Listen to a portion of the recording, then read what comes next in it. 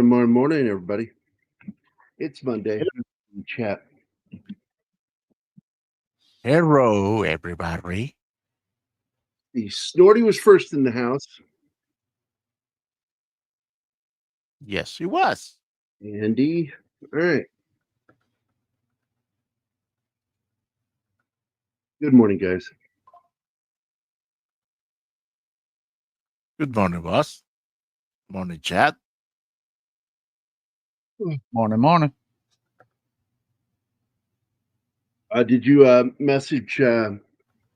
Pope, yes, I sent him an email. He'll show up if he can. Yeah, I don't. And if he can't, we shall mock him. As funny as that sounds, nah.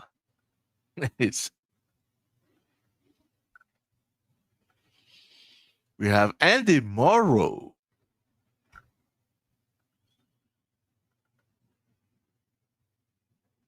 Hello, Andy.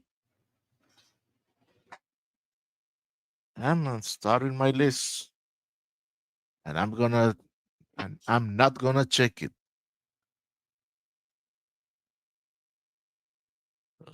Boopers and Andy Morrow.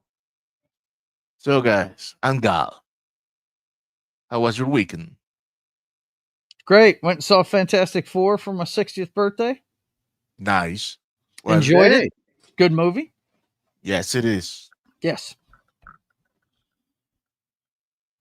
Not the greatest movie in the world, but not the worst.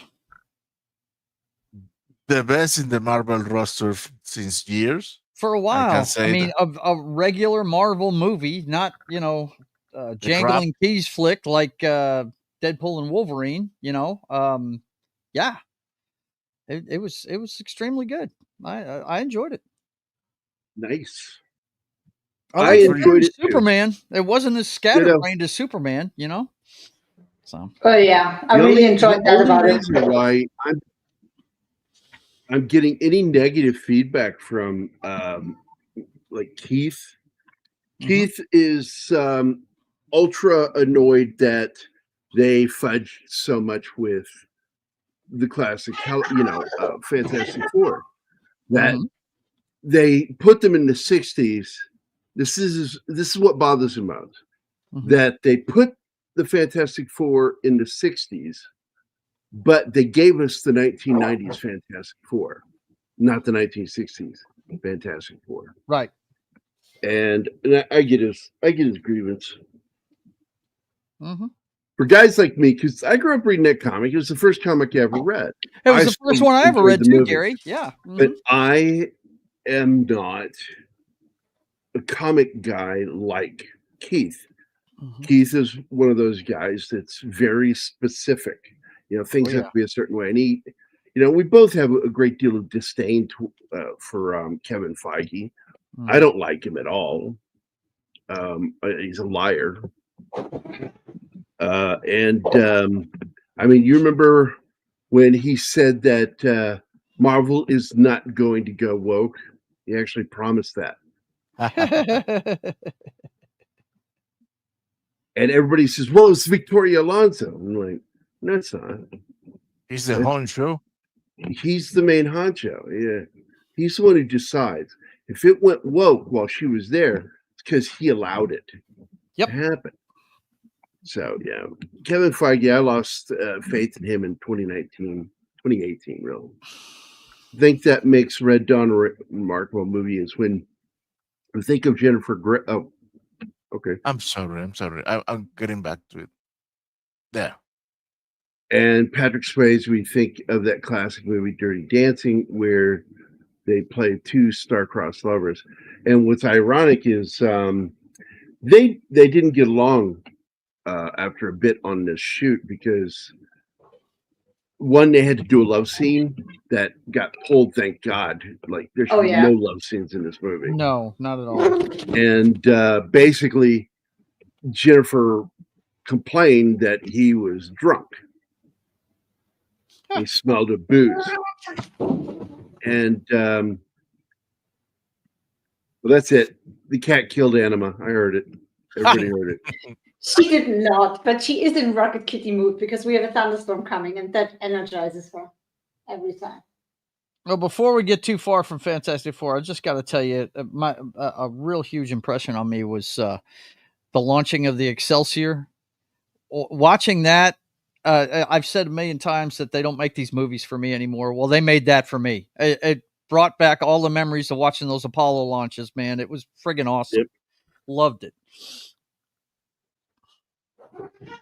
Okay, back to Dirty Dancing / Red Dawn / they're all interconnected because of the cast. Yeah. You've got a great cast in this. And amazingly, Charlie Sheen doesn't annoy me. He was young and was still actually good.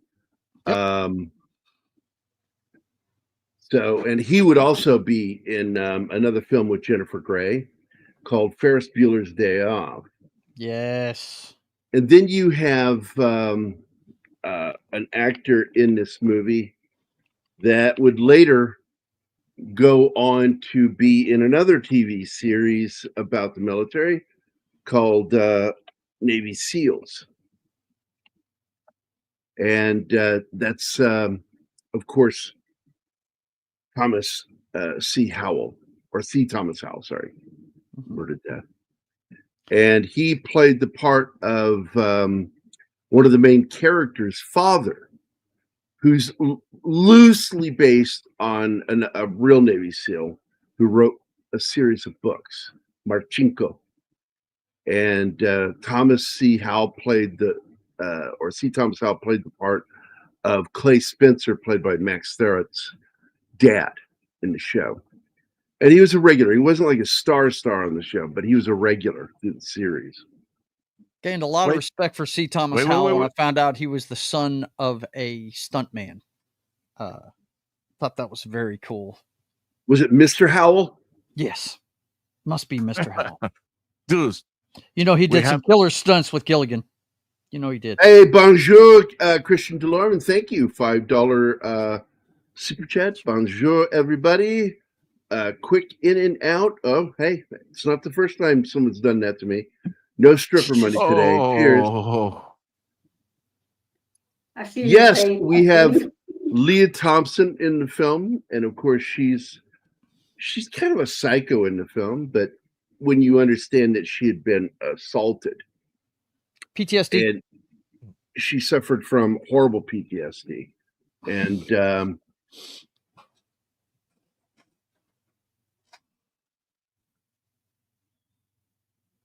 let's see.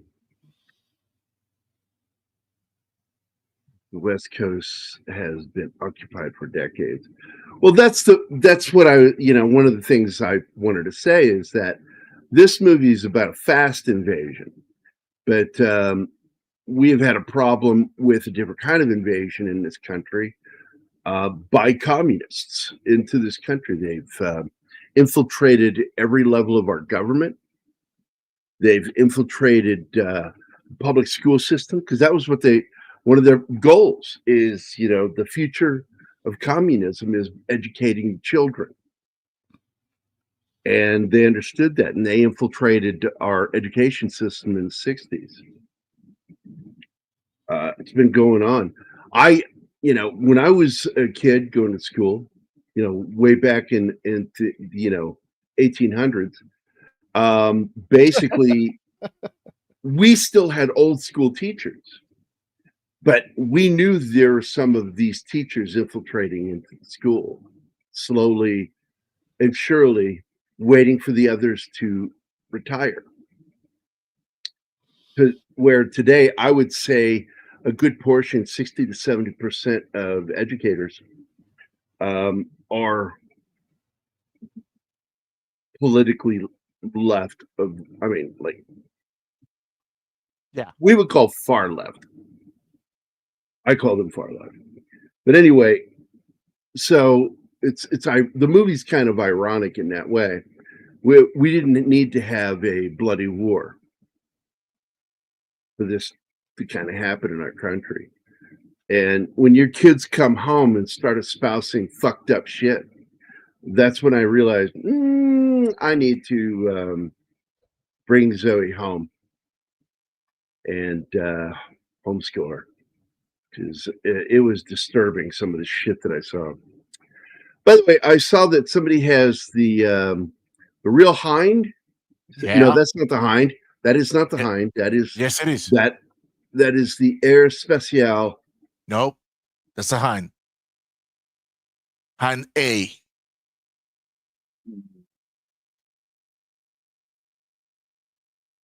That looks like the Puma. Nope, it's a hind A. That's the real thing. So you can see how in this movie they really, really make those choppers look like real hinds. Cool. There's still some details, especially in the air intakes. As you can see, it's not the same engine.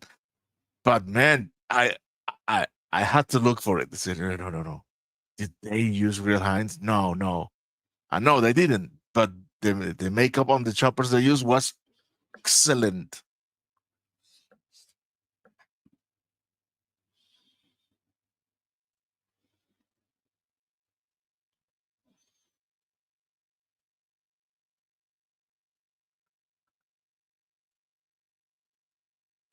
And then there was silence. What's up? Yes.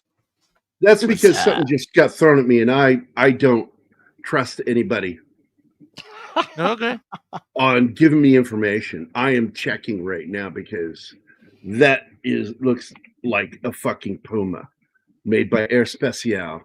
I personally chased down this photo.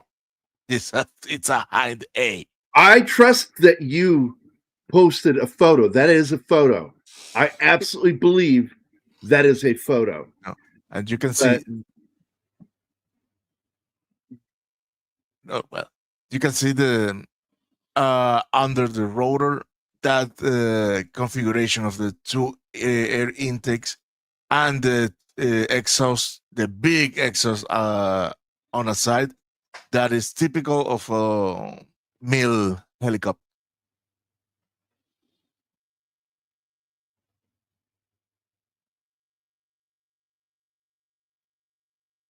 I'll be damned.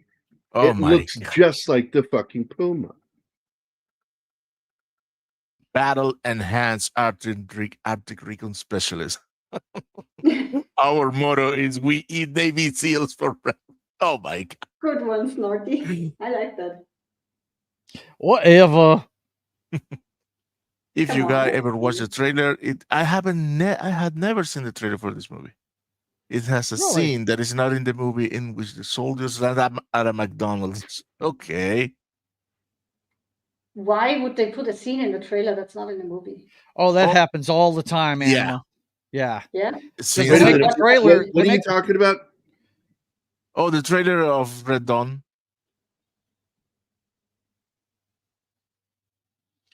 And Anima asked why they would put something that isn't in the movie in the trailer. It's because they make the trailer a year before it comes out. And sometimes it ends up on the cutting room floor.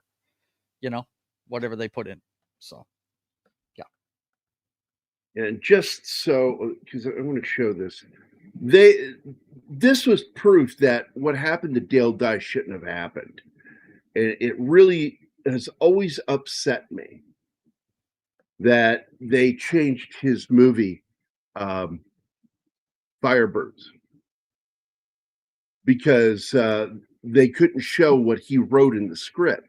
And during my interview with Dale, and I know you remember this, I said, well, that's bullshit, because they did a fairly good job with Red Dawn, and later a halfway decent job with Rambo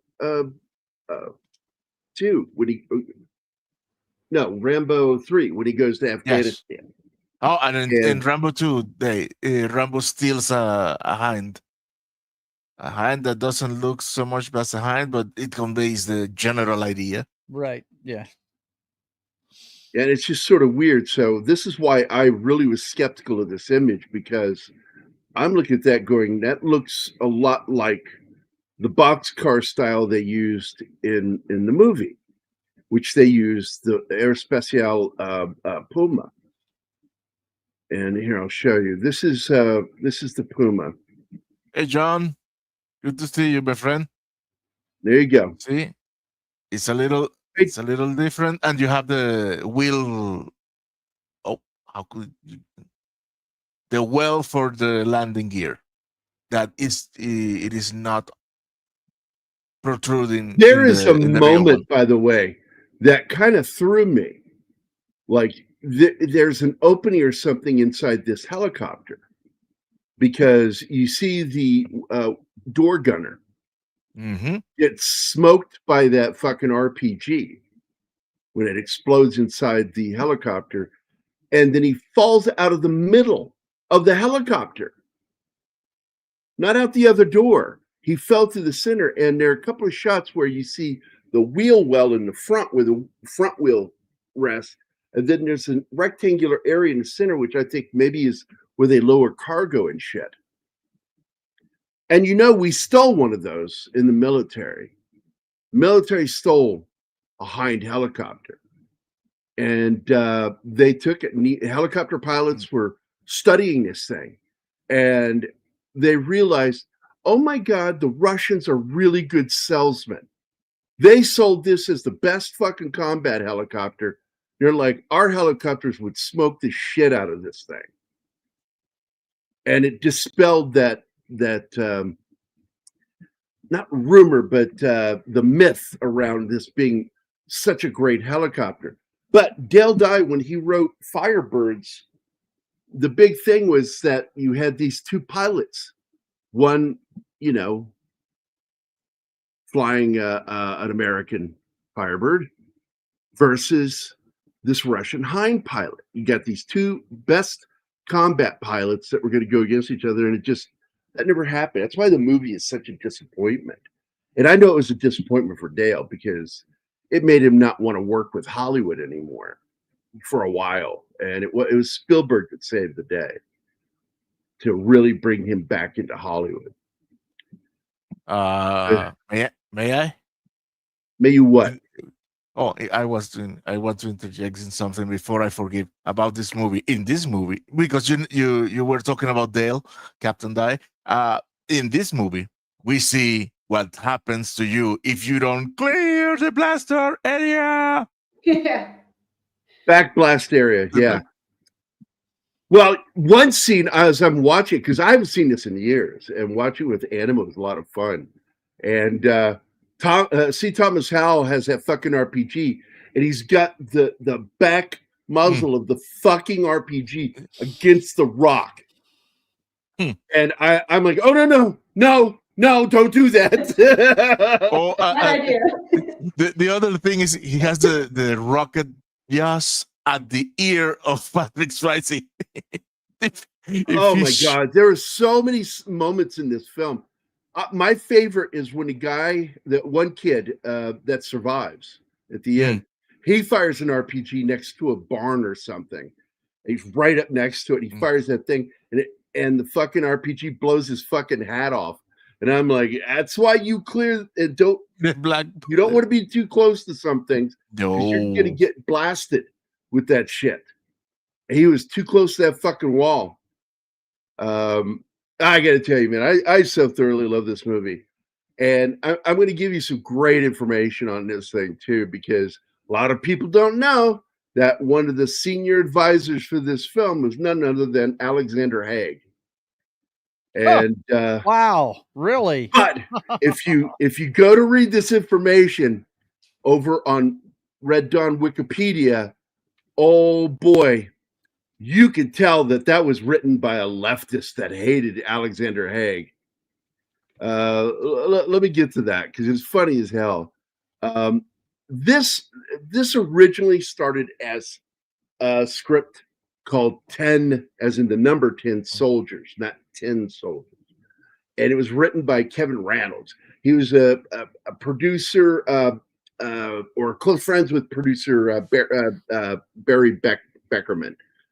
And that guy really liked this script. And Peter Bart, who worked on the film as well as a producer, said that he thought it had the potential to become a tough art picture made on a modest budget that could possibly break out to find a wider audience, end quote.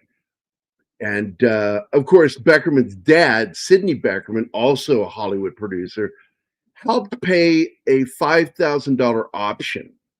And Reynolds wanted to direct the movie himself and wanted someone more established. Beckerman wanted somebody more established in the industry. And so he sought out a great fucking writer-director that I love, Walter Hill. And he ended up just kind of walking away from turning it down. You know, I'm not interested. And the reason why, and I guarantee you the reason why, is because they were giving him a tough time about rewriting the script. Because the original script was an anti-war screenplay.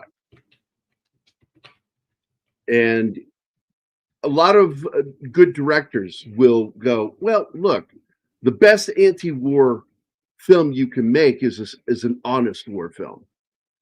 But he wanted to make it about people that aren't happy, they're dissatisfied, and the conflict is less about what they're fighting and more about them fighting internally in the group. And it's just, I wouldn't watch that fucking movie. I wouldn't. I would find that boring as shit. Internal conflict could be exhausting, having dealt with it my whole life. So I'm glad that Walter Hill balked on it, because that led them to push even further into MGM. And they went to David Beagleman, who at the time was one of the heads of MGM. And by the way, would later go to prison for embezzlement. I don't think from MGM, but from one of the companies he headed. And basically, he turned them down outright. He was like, I don't like this screenplay. He goes, this is not something that's going to make us money, the way it was written at the time. So they then went to Frank Yablans, and this is a name that you guys should know. Yablans is an established guy in Hollywood, and he's been a film producer and a screenwriter for Paramount Pictures. And he was involved with Love Story. Say his name again, buddy. Frank Yablans. Okay. And it's Yablans. Yeah, I thought it was pronounced. He was involved with. That's what it could be. Look, man, tomato. I got you. That's what threw me off. I was like, that sounds familiar. He worked for one of the greatest studio execs of all time, and got to work directly on films like The Godfather 2. Really out there. This guy was good. And he got brought into the project. And at the time, he was senior vice president of productions with Peter Bart, who remembers he said something. It's a sharply written anti-war movie, sort of like Lord of the Flies. And that's when Yablans took on the project. And what's even better is there was this attachment that Reynolds, the writer of the screenplay, it was basically an understudy for Spielberg coming into the 80s. And he's going to be making a little film that will star Kevin Costner. And you think, oh, wow, well, he's really getting in there, man. He's making a film and Spielberg's producing it.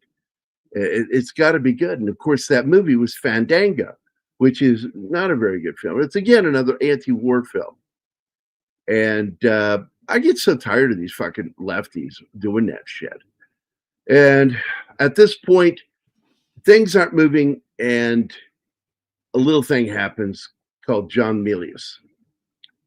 Now, you guys know, those of you who have been around for a while watching the show, I adore John Milius. John Milius is part of the Lucas Spielberg group, man. He friends with all of them, worked with all of them. And he, as what's his name? Francis Ford Coppola said, when he was asked, like, what were your best lines in the film? And he goes, you know, all your favorite lines from Apocalypse Now that everybody likes to quote? No, yeah. And he goes, they were all written by John Milius. That's who John Milius is. But this, I mean, if you go to Wikipedia, I swear to God, it hates John Milius and it hates Alexander Haig. I swear to God, it's here. Let me just show it to you, which is why, you know, I'm hesitant to read some of the shit up here, but I'm going to read verbatim once they get to Alexander Haig, and then you see in the way that they phrase things how anti-Alexander Haig they are. So let's get going on this. So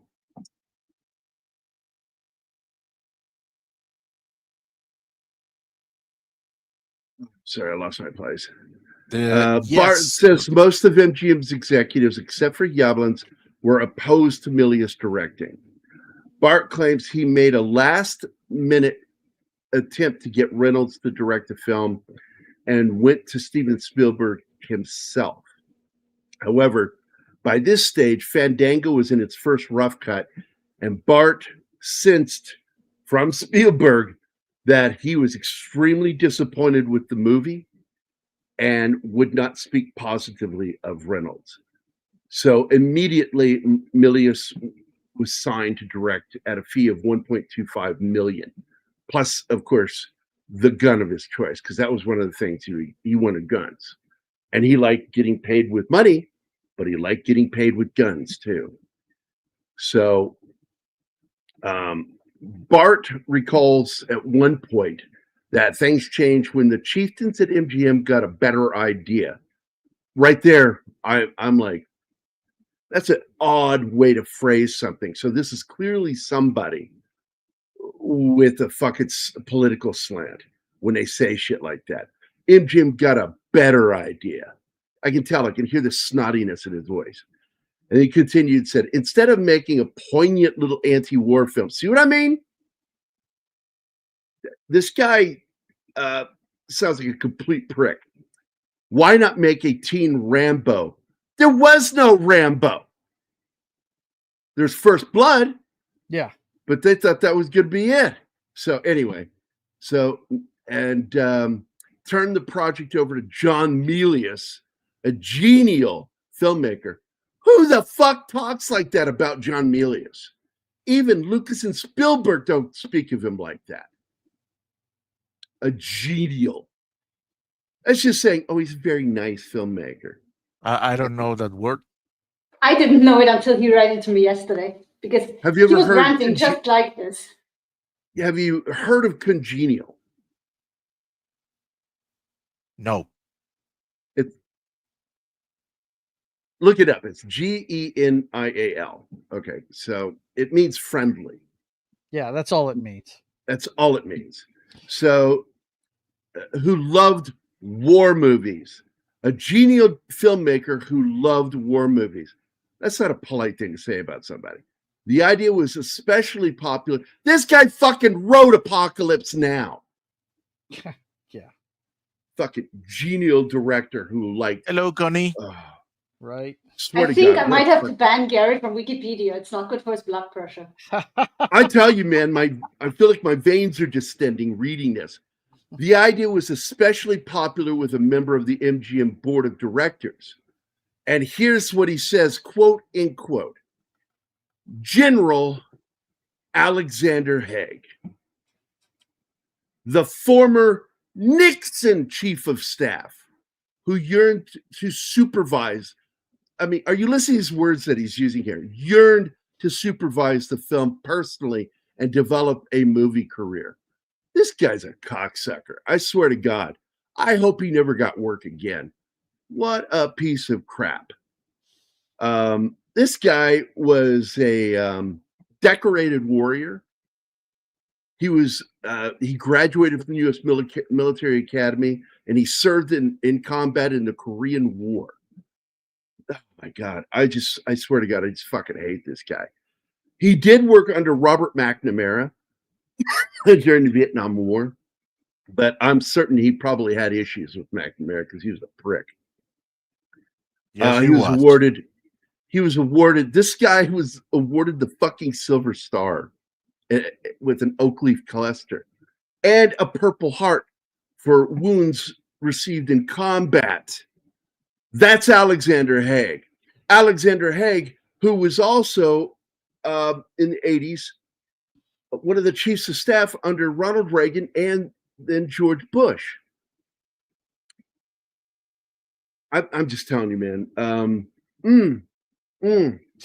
This guy is fucking annoying me. I would love to punch this guy right in his fucking face. Develop a movie career. What a cocksucker. Oh, I fucking don't like Bart. I do not like this guy, one of the producers. Bart says of MGM's executives, except for Yablans, were opposed to Milius directing, which I said, but because things were going down badly with Fandango with Steven Spielberg, Bart knew there was no chance that they were going to give him the job of directing without a positive push from Spielberg. So immediately, as like I said, Milius was signed for $1.25 million and the gun of his choice. Milius set about rewriting the script, which I think is a great idea because this movie sounds like crap. He and Haig together devised a backstory, which I'm going to tell you, he leaned into Alexander Haig for technical, historical importance of how to write this as a believable story. And they ended up using some of the same ideas from World War II, which we saw. There's the famous incident where I think they're Czechoslovakians. They've made 2 movies about it, where these insurgents fighting against the Yazidis, and they tried to assassinate an officer. They did in the end, but they either got caught or killed during it. But it's a hell of a thing. In fact, Kieran Hines, or not Kieran, what's his name? That played the Scarecrow in Batman Begins. Oh, Cillian Murphy. Yeah. He did a version of this story too. Go look up his World War II movie, and that's the movie. And the original film made back in the 60s was really good. It was like 60, 61. But even though I think that's a better film than the one that Cillian was in, it's more accurate. The Cillian movie is more accurate to what happened and how in the order that it happened. And it's a very good film. And basically, that's what Alexander Haig brought to the table, is his historical knowledge. And they even went to one of the plans of good old Adolf, because he did plan to invade the United States. And they used that plan by Adolf as part of the premise for this story. And of course, the movie skates over a few things because you have to skate over them. And one of the most horrifying things to everyone who hates the United States, that would love to come here and kill, they are afraid of the fact that so many Americans are armed. Oh, yeah. Well, which Japanese general told the emperor there's no way we could take the ground because there'd be a gun behind every blade of grass during World War II? Yeah, that's right. And that was what's his name? Yamamoto. Mm-hmm. That said that. And it's true. But anyway, so Milius set out to rewrite the script. He and Haig devised a backstory in which circumstances of the invasion would occur. This was, of course, reported back to be based on Adolf's proposed plans to invade the USA during World War II. Haig then took Milius under his wing, bringing him to the Hudson Institute, which is a conservative think group or think tank that was founded by Herman Kahn. And he was a fucking astrophysicist, man. to develop a plausible scenario. And Milius saw the story as a third world liberation struggle, but in reverse, because it's happening here. Haig introduced Nicaragua and suggested, because that's what we were, Nicaragua was a big problem in the 80s. And we were even dealing with that when I was in with Honduras. Yeah, a buddy of mine those served in rebels South were up America in Honduras for a long time. Yeah. Well, I told you we went down for temporary duty just because the unit that did the job normally needed a fucking break. So my unit went down there from the 29th ID, and we went down there to basically just sort of, protect a road crew. That's all we were, be there for support. And got the hell out of there. I'm like, why would you want to fucking serve in that place? It's fucking hot. It's not only hot, it's also extremely humid because it's subtropical, and it's fucking heat. hot. And then, at one point, guys would hyperventilate right when they got there, and because you don't feel like you're breathing air in, because the air outside of you is the exact same temperature as your body with the humidity. And so you feel the heat, but you don't feel the air. And guys would breathe fast and they'd start hyperventilating. It was funny. You have to acclimate to it. Anyway, so basically they thought that you should have countries like Nicaragua involving itself in this story. And that's why this is kind of a massive assault of different countries attacking the United States. So basically in this story, it suggested that NATO has collapsed and a left-wing Mexican government would actually participate in a Soviet invasion, effectively splitting the USA in half. Bart says, quote, even Milius was taken aback by Haig's approach to the project. This is going to end up as a jingoistic flag-waving movie, Milius fretted. I call bullshit on that. Because that doesn't sound like anything that John Milius would ever fucking say. But I do believe that his concern was we didn't want to turn this into a John Wayne movie. Because even though he was a big fan of John Wayne, he understood propaganda. And we had propaganda movies made during the war, World War II. Oh, yeah. So the Green Berets was nothing but a propaganda movie. Well, that was John Wayne trying to make a World War II movie for the Vietnam War. And it did well financially, but it was really panned by, liberal critics. Yeah. Imagine that. Liberals not liking John Wayne. Yeah, right.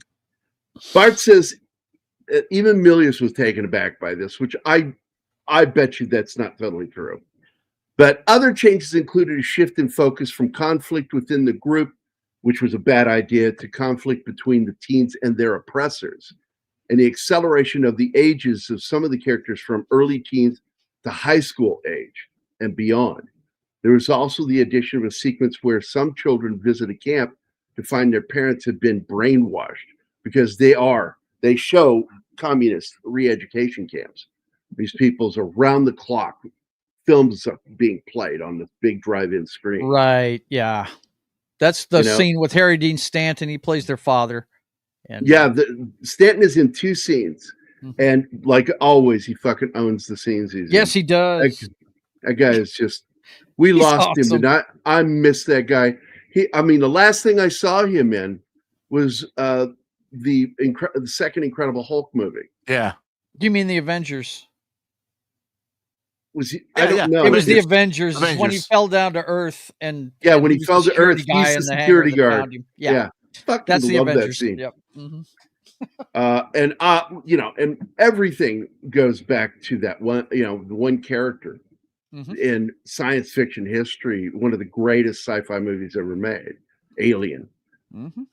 He plays Brett. Yes. And he's always got a toothpick or match in his mouth. I couldn't figure out which one it was. Or sometimes maybe a joint. I don't know. Right. No telling with that guy. Milius later said that, quote, I see this as an anti-war movie in the sense that if both sides could see this, maybe it wouldn't have happened. That's an honest war film. When he said that, I think it would be a good for Americans to see what a war maybe would be like here. The film isn't even that violent. The war movies, the war shows none of the horrors that could happen in World War III. In fact, everything that happened in this movie happened in World War II. Because, like I said, that was the inspiration for this. Bart says, because they don't even mention the insurgency that inspired these characters. And anyway, Bart says Yablin's pushed through filming faster than Milius wanted because MGM needed a movie over the summer. And Milius wanted more time to plan, including devising futuristic weapons and to not shoot over winter. But they had to speed up the process against his will. The Department of Defense was originally involved, and they had agreed to provide assistance to the production on the basis that, quote, would have a positive impact and benefit to the military services and its national interests, end quote. Although the Air Force objected to the language used by one of the pilot characters, Powers Booth's character, Milius ultimately decided not to cooperate with the Department of Defense because, I'll tell you why, it's going to double your fucking budget again. And this film went from like a $6 million movie to a $19 million movie at this point. And you bring in the Department of Defense, guess what? That's going to about 20 to 30 million. If it like overnight, and possibly even more, dealing with the Department of Defense, because they demand changes, and you better make them or they'll pull out. Yep. So Milius wanted Robert Blake originally to play the part of the U.S. pilot, but Frank Yablans overruled him, and Powers Booth was selected instead. I am so glad that happened. Me too. Blake was wrong for that part. He's a different kind of method actor. He went to the Marlon Brando School of Method Acting, same teachers. Yeah. And he would have really altered that performance. I think he'd have been too hard. I don't think he would have shown the empathy that this character the empathy, and he would also have really pushed the torn aspect of the character. Right. Powers Booth played it straight. Mm-hmm. He was against the war, but he saw what these kids were doing, and he understood why. Yeah, and he knew he wasn't going to be able to stop him from doing it. So he said, and it altered him. Yeah, it altered him as a character, and he began doing it. Now, there are some other things that happened in this film. There are actually 2 love scenes in this film that never saw the light of day, and I say, thank fucking God for that. Oh yeah, that would have been weird. There was a sleeping bag scene between Jennifer Grey and Patrick Swayze. This is where you heard of the bad blood between Jennifer Grey and him got started, because he was drinking. Patrick was at the time. And so he stunk of booze and he was drunk in that scene, and it pissed her off, and she complained about it, which everybody thought was funny because she was high all the time while making the movie. And they're like, that's kind of ironic, the pot calling the kettle black. Right. You know? Hello. So, and then another love scene, which I'm so glad, because they did a test screening of it and people were bothered by it. And that's the love scene between, who was it? Lea Thompson, that had kept following Powers Booth's character around all the time. It was Lea.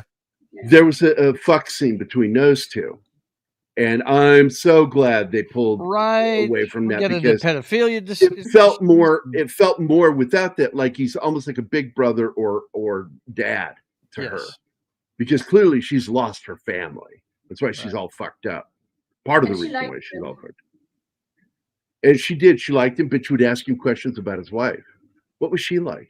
How did you guys fall in love? I loved that. And he would talk about it with her. Also, he's trying to rough around with these fucking kids, and they're playing fucking football. And it's not flag football. It's not touch football. They're fucking tackling without pads. And they knocked the shit out of Powers Booth's character. He's like, man, I'm going to be Danny Glover here and say I'm too old for this shit. Right. I fucking love that. And but going back to it, the filming of this was shot around the city of Las Vegas, New Mexico. Many of the buildings and structures which appear in the movie, including a historic Fred Harvey Company hotel adjacent to the train depot and the train yard, and a building near downtown, because that's where some of the combat takes place there at the train yard, train depot, and building near downtown, which was repainted with the name Calumet, Colorado, referencing, of course, the town Calumet, Michigan, are still there to this day. The murals, everything, it's all still there. They're proud of that shit. And they ended up buying an old Safeway grocery store and converted it into a sound stage, and they used it in several scenes of the film. Powers Booth later claimed that, quote, Milius cut out the emotional life of his character. Originally, my character was anti-war as well as a rightist. And I'm like, that's kind of odd. But okay. I was supposed to be the voice of reason in that movie, but certain cuts negated my character, end quote. Lea Thompson said the original cut featured a love scene between her and Powers Booth, but, quote, was cut out after some previews because of their age difference. And it's creepy. I'm sorry, it is. It's fucking creepy. Would have been that. Creepy. You damn straight it would have been. But she felt it was a terrific scene. I'm like, whatever. And here we go. I'll get to this part. This is great. Jennifer Grey stated that their scene was cut and abandoned because Patrick Swayze was drunk and couldn't remember his lines while filming. Well, what's his lines? Hump. Anyway, is it in? While Grey was high on marijuana, stating, quote, and then it got cut and they said, well, come back and we'll reshoot it later. But of course, they didn't. Her negative interaction with Swayze made her anxious about working with him again in Dirty Dancing. And of course, she also would work in another film very soon with the other star of the film, Charlie Sheen, when they actually kind of fall in love in the movie called Ferris Bueller's Day Off. There were scenes filmed at and around a McDonald's there in Las Vegas, Mexico. And at least one picture of Soviet officers around the restaurant does exist. However, the scenes were cut before the movie was finished, and this is reportedly due to the fact that that shooting that took place at McDonald's less than a month before the movie's release. So they just cut it out of the film last minute. So the Soviet Mi-24 Hind A helicopter gunships were mocked up and built around the French SA-330 Pumas made by Air Spéciale, and deemed sufficiently accurate in the portrayal of the iconic Eastern Bloc attack helicopter troop transport gunships. Some of the weaponry devised for the film did not work. And once again, this falls under the stuff that Milius wanted to have more futuristic weapons in the movie. And one of them was more futuristically mocked up helicopters. However, they were not approved by the FAA for flying over people. So they got cut from the movie. So as I said, when they started the film, I believe it was 6 million first time. They say it's 11. It went from 11 to 15 million, and ultimately to 19 million. Guys, I hate to interrupt, but I've got to go. Got to go get Mama Joe. So you guys be good. Enjoy. You too, buddy. I'll see you later, brother. Dawn is wholly unbelievable, but it is a great movie. It would never happen in a million years, but it is a great movie. If it did happen, it'd probably go down just the same way it does in this film. Anyway, you guys but quicker. Good. Yeah, too, quicker. buddy. Yeah, it wouldn't take as long. Yep. Talk to you later, guys. Bye. Bye. Because what they show is a lack of military involvement. And I'm telling you, every state has their own National Guard. They have their own Army Reserve. They also have Marine Reserve units. And I'm telling you, they would have been embedded with these kids. You would have seen a lot more interaction with these kids over time with the military, because they would find out about them and then they would immediately try to find ways to communicate with them. I like this scene a lot. I do like this. They pull up before this national forest, Arapaho National Forest, protected by Teddy Roosevelt.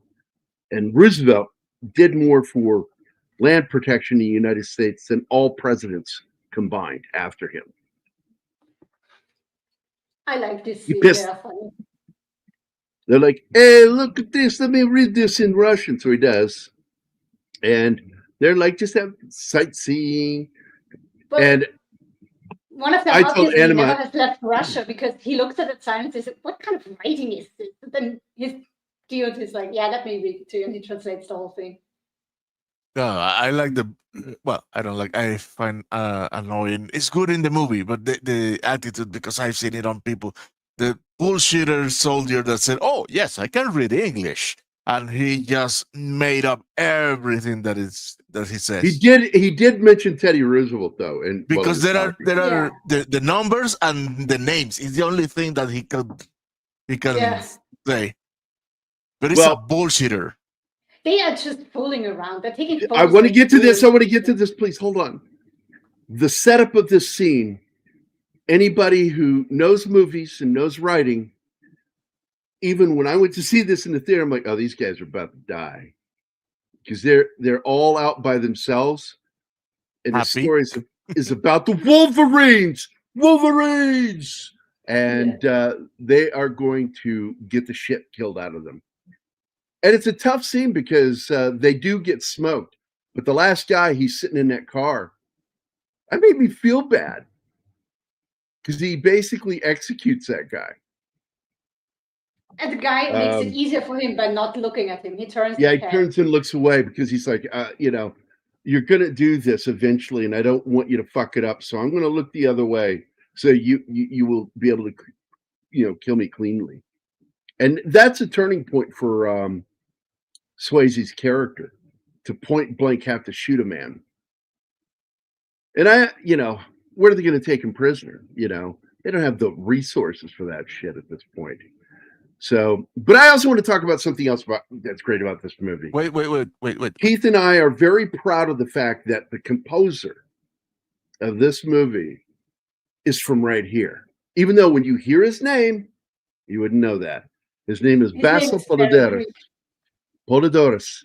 And he is so Greek. He sounds like he's from Greece. Nope, right here in Missouri. He's a Missouri boy. Hey, wait, I sent you an invite. Check your DMs. Who? What? Real Wade. Oh, Wade. Hello, Classic Comics. And I saw Penny earlier. Absolutely. Right? Yes, I swung by to say hi to him last night on his stream. So you guys know I like to get... Hello? I like to get funny goofs about movies that we watch, if there are any.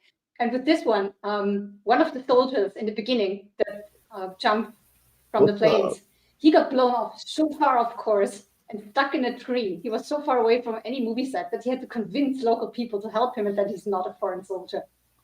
I found it funny. What's up, Gerry? Hi, Wade. How you doing this morning? Hey, Wade. Like, no, I'm not Russian. I didn't realize you were doing it today. My favorite movie of all time, and I hate the remake. Officially hate the remake. There is no remake. Why? I don't know what you're talking about. Why would they make a remake of this? It doesn't need one.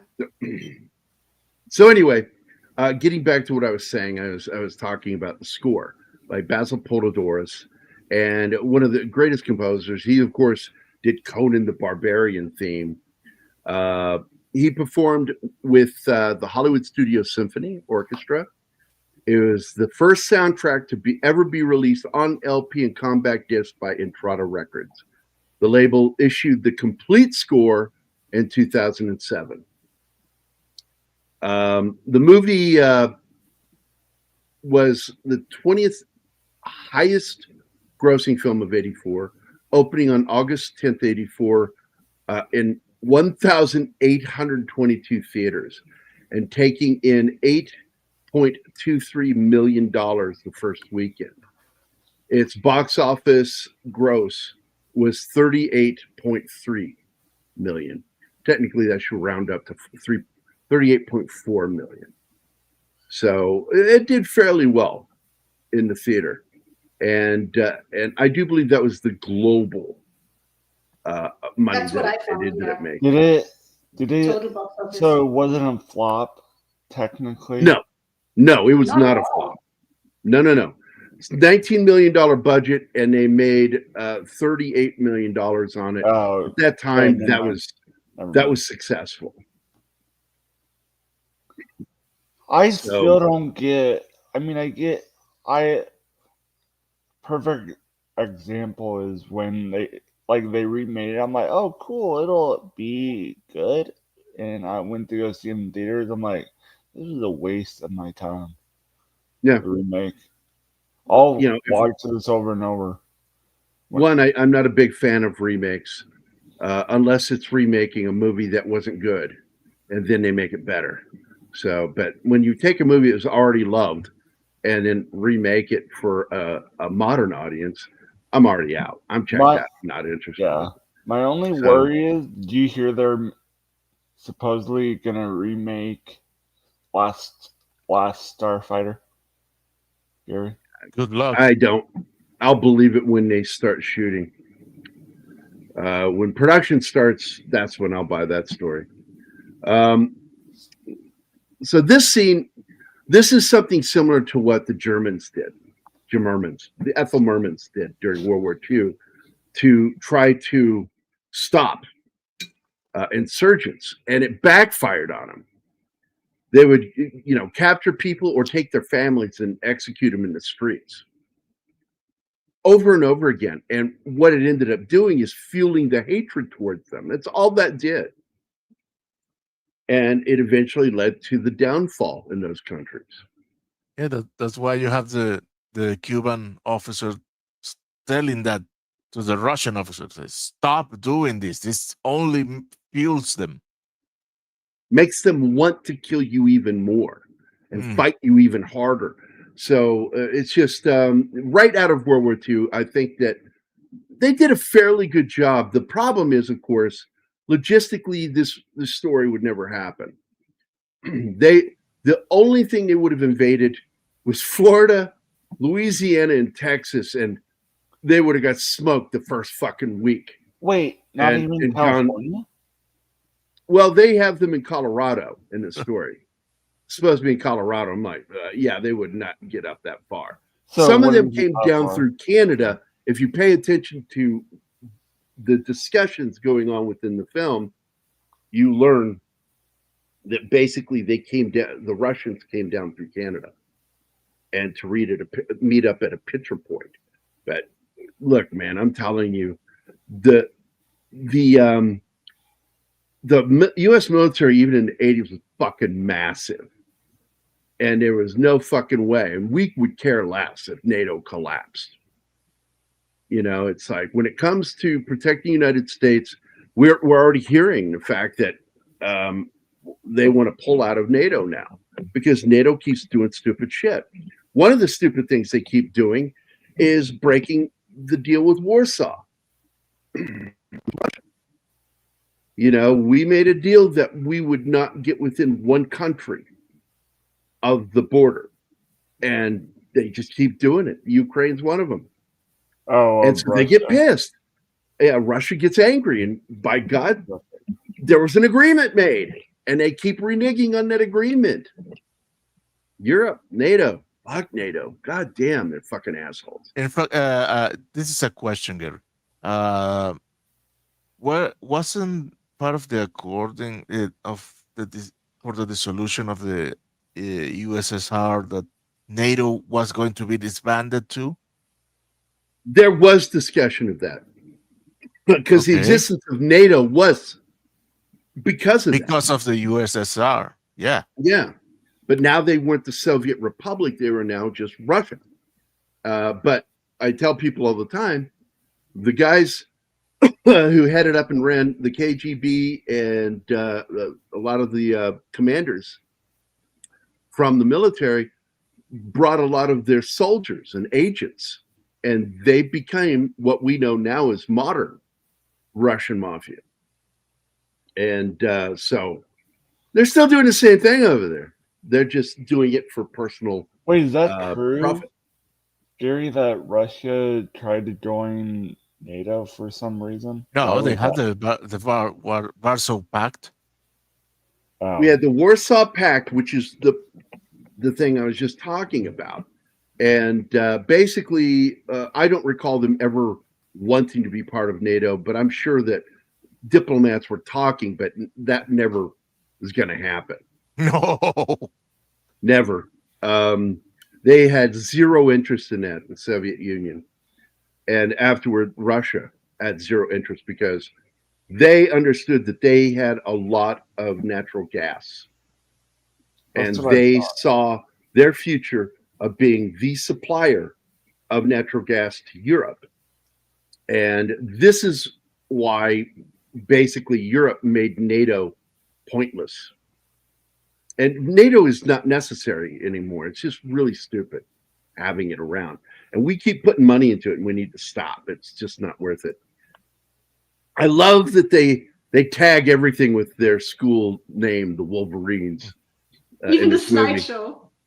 That was great. Oh my God, yeah. There's a slide. The Crash movie night. Oh, the movie? Yeah. I haven't seen it Yeah. in like a hot minute, but I remember briefly. But yeah, whenever flipping through on Hulu or whatever, I go what I was like, I see it. I'm like, oh, I know what I'm watching. I mean, I don't watch it every time I see it, but you know, Yeah. it's a good Now- one. Here's another moment. If you understand the structure of a scene, that the minute this scene, the way it was shot, you knew that building behind them they kept focusing on was going to blow up. The establishment of a guy standing outside the door, like, hey, girls, you go. You're going to go find your friends, bring your friends back? Yeah. Also, It's like, why would that I girl see that go guy in and I'm there? like, he's about to die. He is about to Why die. would That girl is she dangerous. planted a bomb? Yeah. We already know that she's dangerous, a little psycho. So this whole scene was, I enjoy it. Don't get me wrong, because you get to see the dynamic differences between this Cuban officer, 2-star general, and this fucking piece of shit commie prick on the right, Soviet. I mean, all I can say is the commie is more like understandable compared to the remake. If you're going to compare the two, Again, you keep bringing up the remake. I've never seen it, and I don't I want to know see I've it. seen them both, and I'm like, It doesn't exist in here, Wade. So stop talking about it. okay, I was just trying to make a comparison. Okay, Don't. Just love this movie.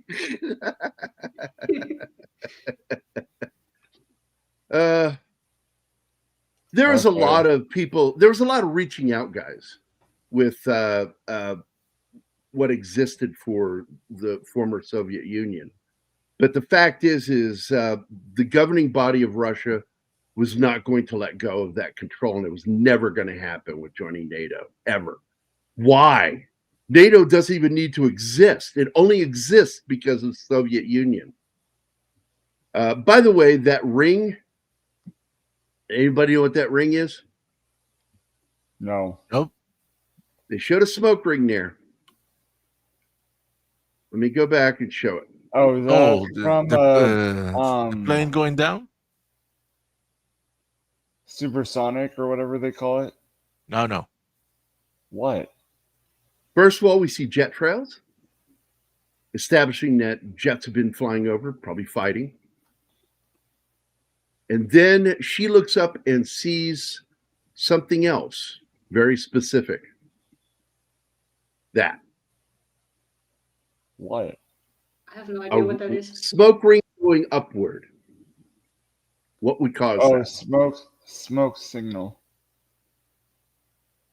God damn it! Tell it. Say it already. I don't know. It's caused by ejection.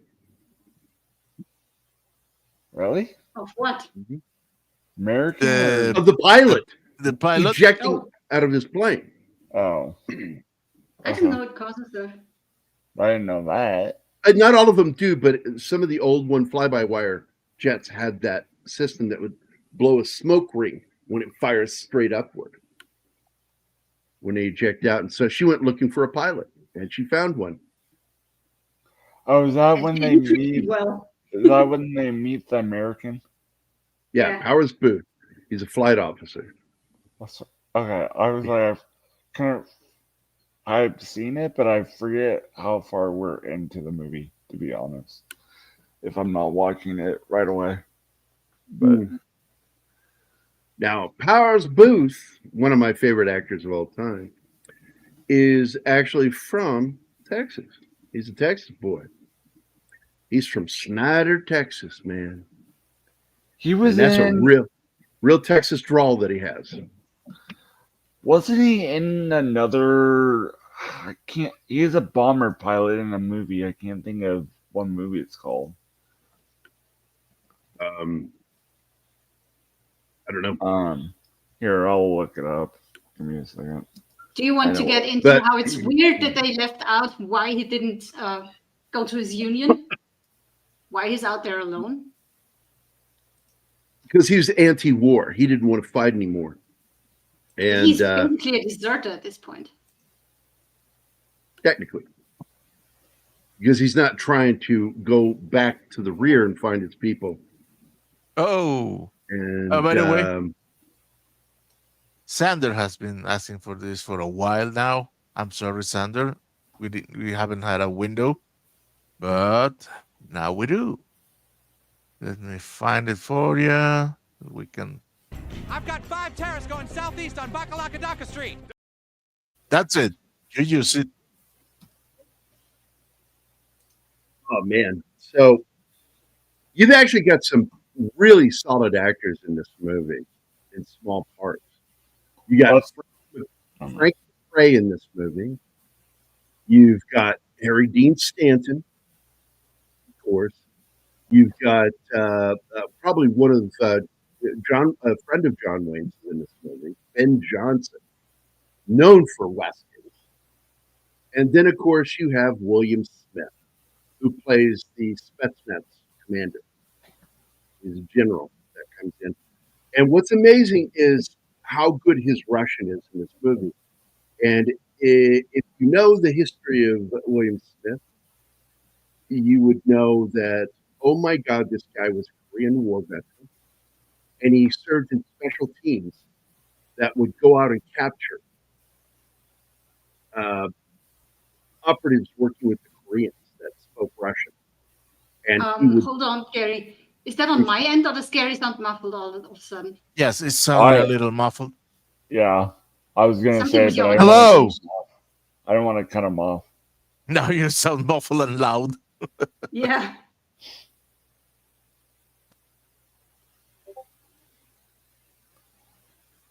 Oh yeah, Booth was in Dawn's Early Light. Yeah, Dawn's Early Light. I remember that movie. What he was known for at this point was he played the part of Jim Jones, that religious leader who killed everybody at the compound by having them drink and poison Kool-Aid.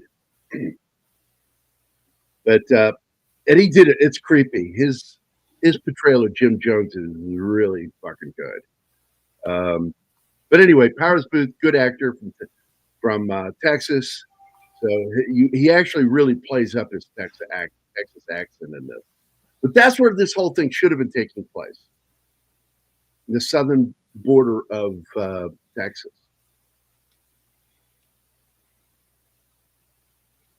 Because I found it implausible to be Colorado. At least Colorado from back then. Maybe today they could get away with that shit because there's so many transplanted liberals in that state, they've turned it blue. It used to be a hardcore red state. It used to be better, like so many other states. So here you go. They actually did something really cool here. This is a planned out assault that they're going to attack them on the road, force them on the ridgeline, but they've mined the ridgeline where the trees are. And so they set off a series of claymores that wounds and or kills most of these soldiers that they haven't already shot. Very smart.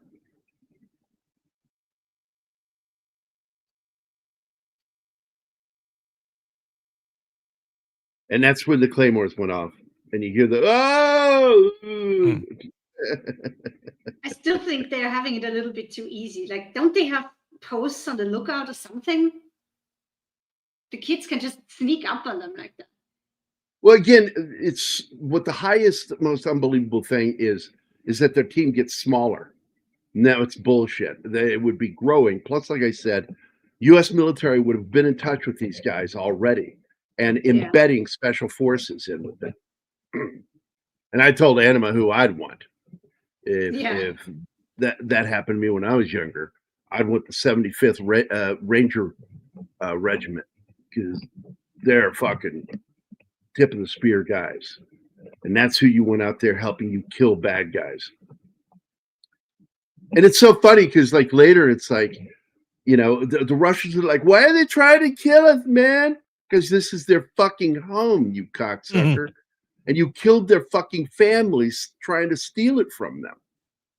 So they're going to fight you and they're going to kill you until you leave. And possibly afterward. Possibly on the way out, yeah. Yeah. So you had to basically turn a blind eye to military supremacy in this, because there's no way the U.S. wouldn't have military supremacy in this.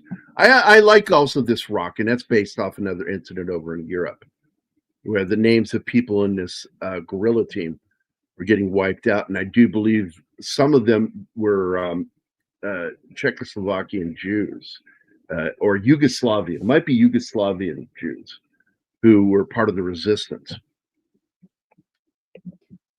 And I gotta tell you, I like this one kid here. Jews in Yugoslavia. It's either Czechoslovakia or Yugoslavia. What's his name? Daniel Craig. Daniel Craig and what is his name that played Wolverine's brother? Yeah, Liev Schreiber made a movie about the Jewish resistance fighters. Yes, it's a really good movie. It's a good movie. They're the name brothers, right? Yeah, they're brothers in the story. What was the name of that damn movie? Oh man, I'll look it up. Daniel Craig, Liev Schreiber. There we go. Fucking love both those guys in this movie, and I'm not a Daniel Craig fan. Defiance is the name of the movie. Came out in 2008, and it's a really good World War II film. And while I'm in here, let me look at this. Defiance 2008. German occupied Eastern Europe. Doesn't say the country. That means Czechoslovakia. Okay, they joined the Russian resistance. So it's Russian resistance fighters and a Belarusian forest. So it's in Belarus. So there you go. It's a film. We should probably do it. Oh, yes, please do that. Well, now that you want it, I don't want to do it. You son of a gun. Make a note of it. I wouldn't mind doing it. It's a very good movie. That tripped me out when you see that. Oh, let me go back. When you see that jet front end lift off the ground, I was like, "Holy shit! Did they do that with cables, or did they really do that with the engines?" I kind of threw me for a second. Like, did they really do that? It's a movie, so I have doubts that they did. Right there, you see the front end lift up on this fighter, this MiG, which looks more like an F-15, which I think it probably was. F-15 always gets picked to play MiGs back in the 80s. Top Gun. No. That is not an F-15. An F-5 is what you're thinking about. The 15 had square intakes. F-5. Let me look it up. Oh, it shows me a tornado. Thanks. I guess I better be more specific. Yeah, that's it. It's the F5. I stand corrected on that. Because I got into a fight back in the 80s with this fucking guy. He was in the military, and he was telling me, no, those real MiGs in Top Gun. I'm like, no, they weren't. No. And finally, like one night, I came into work with the model from the movie. I bought it, the Revell model kit for Top Gun. And I brought it in, and I said, it's a fucking F5, dickhead. He's, well, it really looks like a MiG. No, it doesn't. No. That is why I don't like Top Gun. That is the only reason, because I'm a plane nerd, and I was, that is not a MiG. It's not a MiG. But anyway, it's the closest they could get. Anyway, if they had CG back then, they would have. Oh, because a lot of people go, because Tom Cruise and all those saying there's no CG in this movie. That's a lie. Yes, it is. And here's how they did CG for that movie. The planes that you see in the movie are not the planes they were flying. They're dressed later to be the fighters you see in the movie. Yes. That is not the actual jets they're in. And that's wonderful, because the lighting on them was very real. And it's one of the first times I've ever seen real white lighting on, from the sun on fighters to where it looked believable. And that's why they got away with that lie. But it is a lie. So you keep pausing this. What's going on here? No, I didn't pause it. It's paused again. I didn't pause it. Anima. So I love the fact that Powers Booth looks over at the fighter pilot. The Powers Booth looks at the fighter pilot inside the cockpit, holds the hand grenade up, pulls the pin, and then puts up his gloved hand like that to him.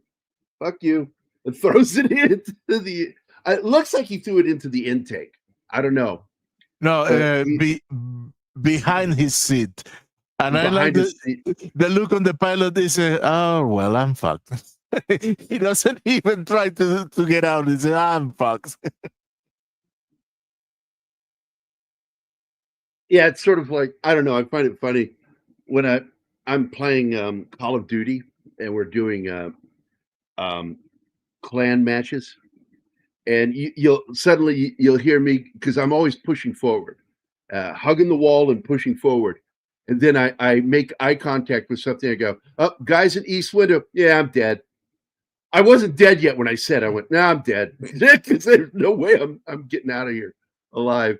And you have that, like, resigned. You just become extremely resigned, like, oh, fuck it, this is going to happen. And I've seen guys do that in real life. Go, I've done it myself in some of those hairy moments of my own life where I'm like, I let out a chuckle twice. Oh, man, in a fucked up way, I'm going to die here. Man, they love their football team, dude. This is a great scene where you get to see them with Ben. There he is. There's Ben. Great actor right there. So many fucking Westerns. Ben Johnson. He's a former rodeo star like Slim Pickens. He was a real cowboy.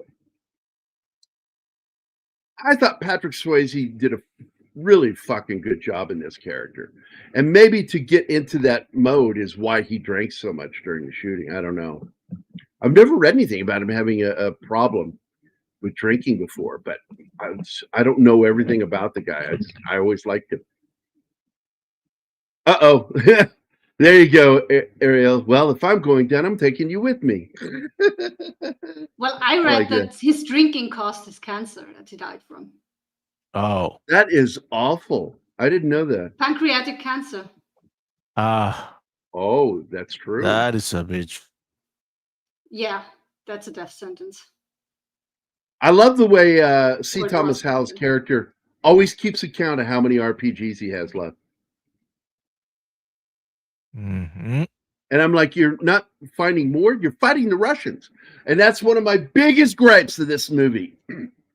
They smoke these fucking guys and then take off running into the woods. I'm like, collect ammo, collect weapons. What the fuck? That annoyed the shit out of me, and I'm surprised Milius didn't have him do that. Yeah, especially Now- when they themselves are using AKs.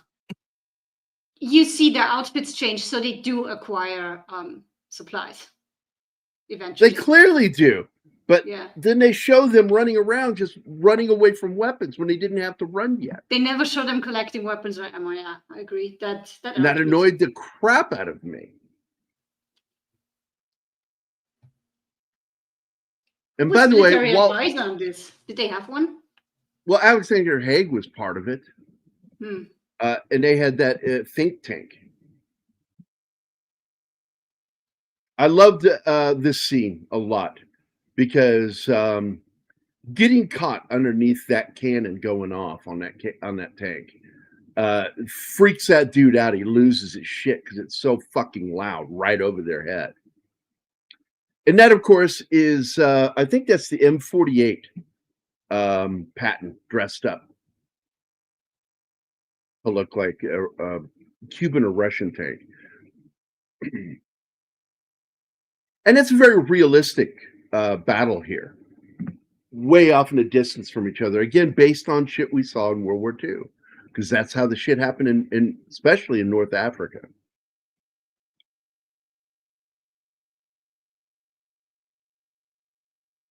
And let me share something with you guys. Share image. There it is.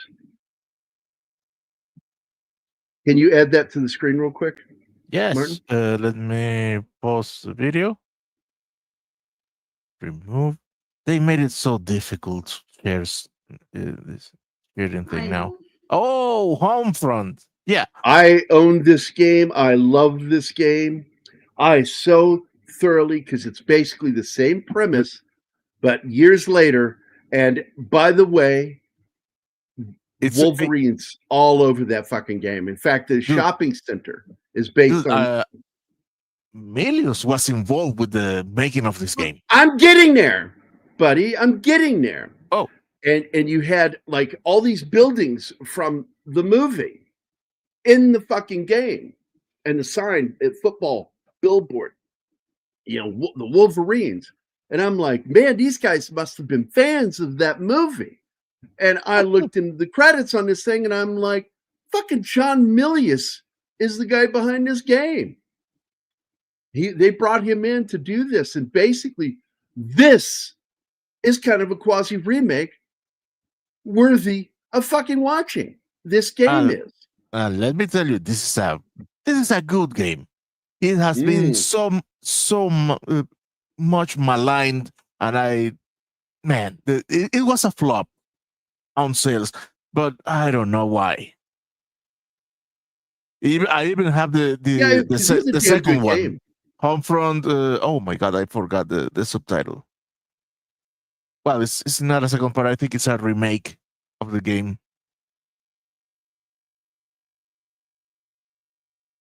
The multiplayer component of Homefront is focused on large-scale vehicle-based combat, reminiscent of Chaos Studios' first title, Frontlines Fuel of War. The defining innovation of Homefront's multiplayer is its battle point system. And playing live on this, oh my god, I fucking love this game so much. But sadly, Call of Duty kind of smothered it. And mostly it's forgotten today. But I fucking love this game. And Homefront, what a great one. And John Milius, of course, was the guy that helped them make this game believable.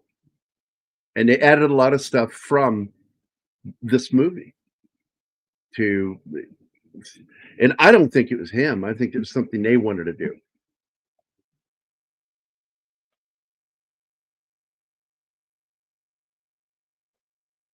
Oh man, this part.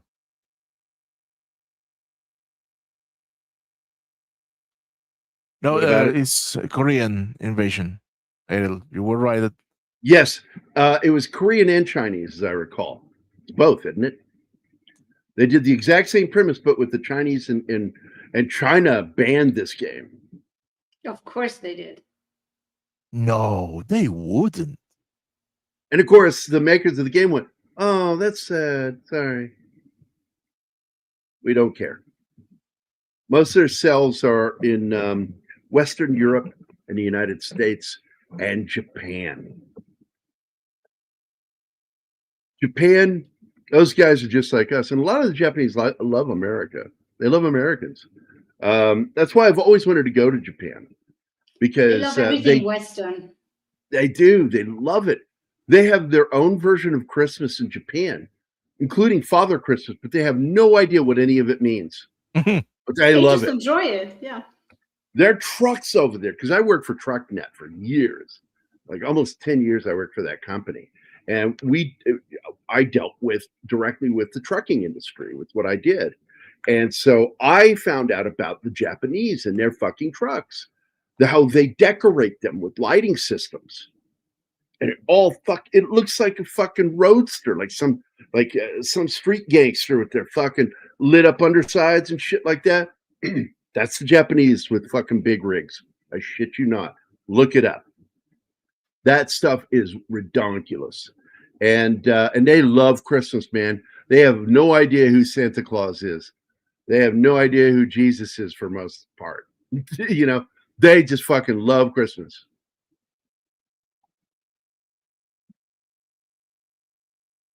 I think by now they know. There's enough movies and stuff. And of course, they're mourning the death of Powers Booth's character.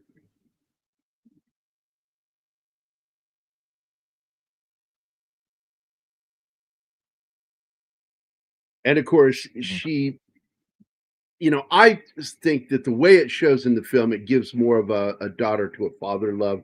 But in reality, she was in love with his character, and she No. She tells had him a massive crush on him. Yeah. It was ridiculous. But yeah, this is the first time they lose someone and realize this is not like a game or something. Oh my God, that really hits home later when they learn one of their own has turned them in and has a tracker. Involuntarily, but because they forced him to swallow the tracker.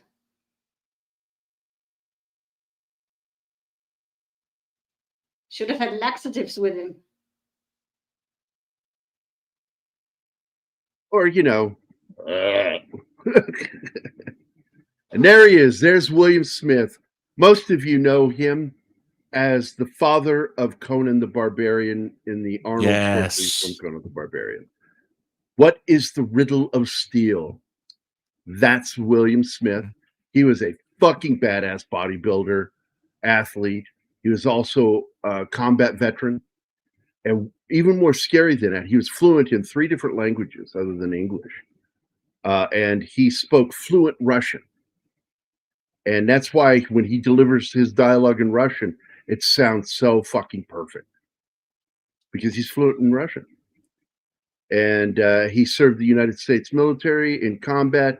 And then he was part of raiding teams to go out and capture enemy soldiers to field interrogate and to bring them back to interrogate. Field interrogations are scary because anything can happen. That's where you hear stories of, hot knives, stabbing, poking, shooting in the legs and shit, torturing. He joined the military in 1951. Oh, William? Oh, cool. Check out that Cuban officer, man. Indoors with the fucking sunglasses on. Because he's cool. I'm cool like that. Yeah. Now, you said he didn't say impotence. What did you say he said there? He didn't say impotence. He used the word for weakness. Because it's the same interesting that they would change Slavost. Slavost just means weakness.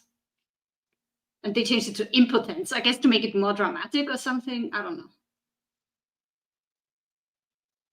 I caught a couple of things where they didn't translate correctly. I mean, sort of, but changed a word or two.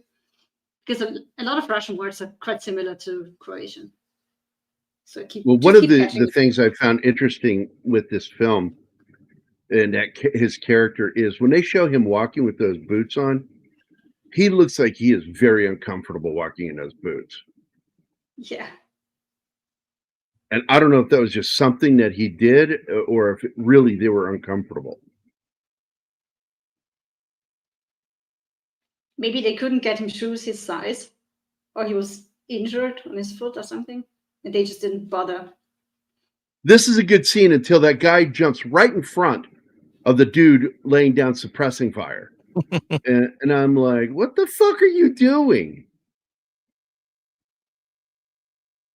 Situational awareness. Know where your fucking gunners are so you don't get shot. And we see he gets hit there. Yeah. And this really feels like the Ardennes during World War II, where I heard one of the vets talking the other day from World War II told this story. He says, we're sitting there in a small group huddled together, and this guy's sitting with us, and he's enjoying a cigarette with us. And after a few moments, he gets up and leaves. And they realize, oh my God, that was a fucking German. The German just came up and sat with them. They were so close that he just walked over and fucking sat with these guys with Easy Company and smoked a cigarette with them and then got up and left. Didn't do anything, didn't look for intel. He was just there because he just wanted a quiet moment and smoke with some people. I thought that was great. And that soldier just sort of laughed. He goes, we just sort of laughed about it. He came over and just wanted to have a cigarette with us. The cost of war. This is where it takes on such a dark tone. Like this kid here is just aiming his weapon at him and he's telling him, hey, it's over, man. It's over. And he just stands there staring at him. And you start seeing the underlying fucking loathing of the Russians in this film, because the Russians are the one who are financing this. And boy, oh boy, that kid didn't want to take his weapon off that guy. He wanted to kill him. And Patrick Swayze's like, hey man, your weapon's not going to work. It's locked open. He tells him like 3 times. It's like, he's not hearing you, dude. He's not there anymore.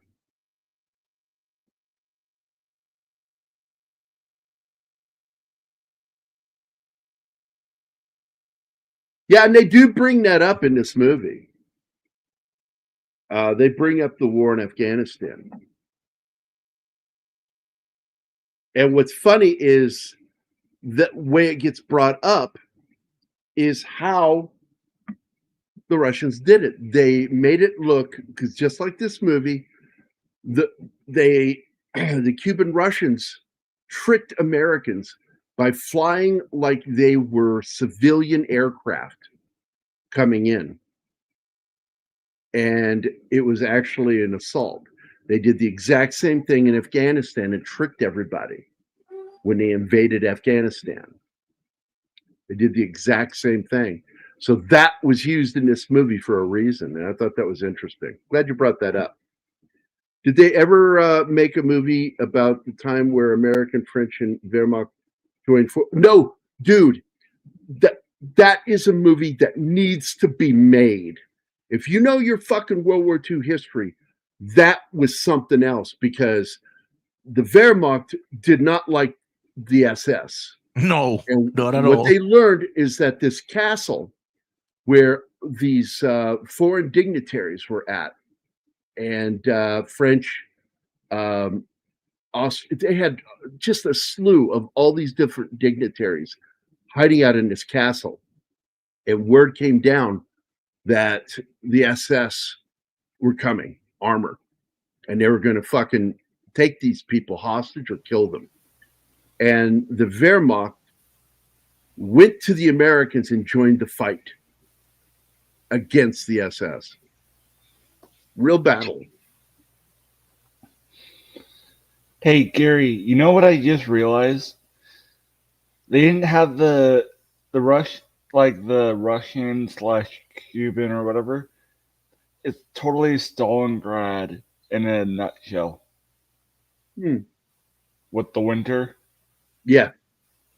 What also really reminiscent of the Ardennes during World War II, when we got bogged down in that forest and the Germans held their grounds. Here we go.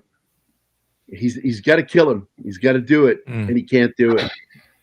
He can't kill this kid. The kid spied on him, gave their positions away.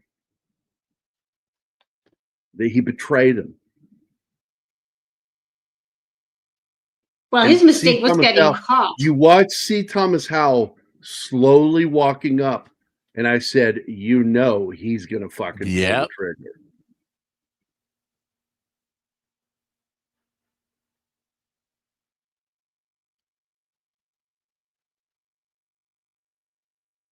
I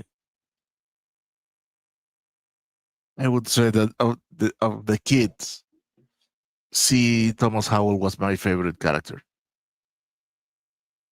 Yeah. Yeah. Yeah. This reminds me of a scene from the movie with Chris, the guy that played Thor, where they played the special forces team that went into Afghanistan. And they put a movie about those guys out. Kind of reminds me of that. Yeah. It's a good film. Again, my buddy Fahim is in that movie. He plays one of the tribal leaders.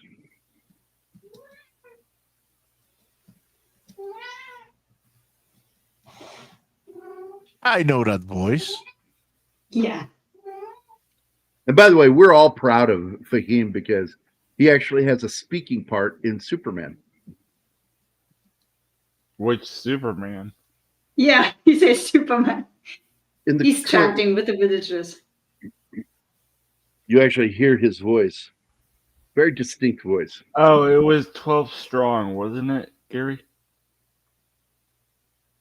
12 Strong. It was originally called the Horse Soldiers or something like that. And they switched it to that title, which I don't think is good. But it's a really good movie. I think it's a solid film. It's really good. We talked about that here. Yep, we did it on here a while ago. I liked it. Look what Ariel is saying, Anima. There you go, Ariel. Oh my god. Oh, do you know what she would do to a Muppet if a Muppet would show up here? She would kill the shit out of that thing. Yeah, she said yes. So you're telling me don't have snow nearby? What? Never mind. It's a puppet thing. Another YouTuber. I just don't like them. I find them He's creepy. talking about Snowdub.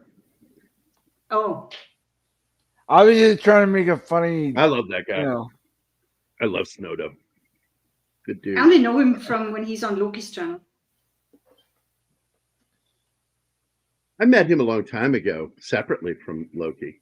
I like the guy. We hung out. Oh, we had one of those moments. Bye, Penny.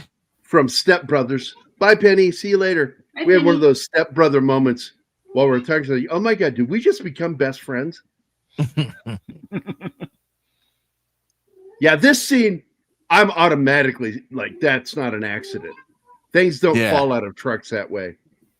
Someone pushed that out. Yeah, I wouldn't have touched that. Right? I wouldn't either, but my first idea is that is bait for me to be sniped, or it's poisoned. Poisoned. or bomb is in there somewhere. Yeah. But in the end, they just want to lure the kids out of the cover so they know where they go back to hiding once they gather all the food. Or it's And a they fall trap, for it. one of the two. It is a trap. They just want to know where the kids are hiding out. So they let them take their food and then just follow them to their location. Yeah, something that they stole had a tracker in it. And this is, of course, the end for them. Or the beginning of it. No, the end for them. You can say beginning of the end. If you say that, yeah. Yeah, because This is things are the beginning end. to go down for them. They don't all die. The way you say it is they all get smoked there. That's just not true. No, the team thing is over. It's over. And at this point, those that do survive, two main characters, Charlie Sheen and Patrick Swayze, go north, go find civilization. We're going to go cause some trouble. And what they end up doing ends it with that Cuban general.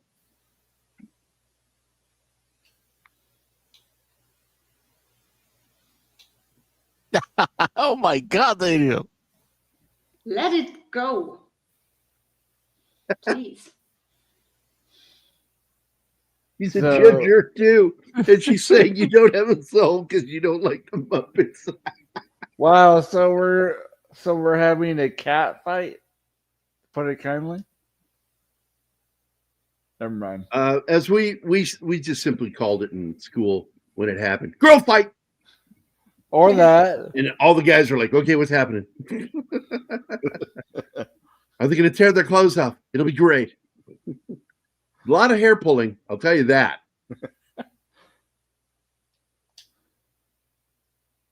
That's the only thing that I hated in school. Like, you have all these movies, like the high school movies, and it never turns out like that. I never saw it like real life, but that's me. All right, this is the death of Gray's character, Jennifer Gray's character. And he, of course, is doing everything to get her out of there. But she knows she's dying. And it's brilliant what she does. She says, shoot me. She wants him to shoot her because she doesn't want to be captured. She says, don't let them do that to me. And he tries to, and he can't do it. So then he does the next best thing, which is she says, give me a grenade. And she takes a grenade, and she's just holding it there on her chest. Having him pull the pin, then she's just holding it. And in the end, Hold she the pin puts it for me. under her neck to keep... Right here. And rests her neck and head on it. Because she... To keep... But she wants whoever goes to pick up her dead Well, it's a body booby to trap. check on She's her. booby-trapped her own body. And it's so Because we brilliant. heard of that, but where in combat they would booby-trap dead bodies. She did it to herself. To herself, yeah. Is that so? Would someone really do that in real life, Gary? Like in the military?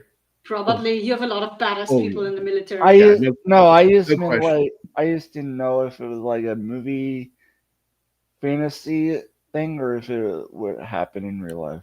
Not that you get what I'm saying, right, Gary? Yeah. So it is something. Self-deletion occurs in the military, and if you have the opportunity to take somebody out with you, the enemy, you'll do it. Yeah, I think that you're right there, Ariel. I think that the beginning of the end is when they have to execute that one kid. And I think that by the time they're at the rocks, that's the end. This is the final actions of this team. And fucking C. Thomas Howell is going out like a fucking rock star here, standing in front of a fucking rock, opening fire on these guys. He's already done one damage and killed a gunner with the RPG, with his last RPG. Smokes a gunner, and then they come around and they just fucking light him up. Not a lot of blood.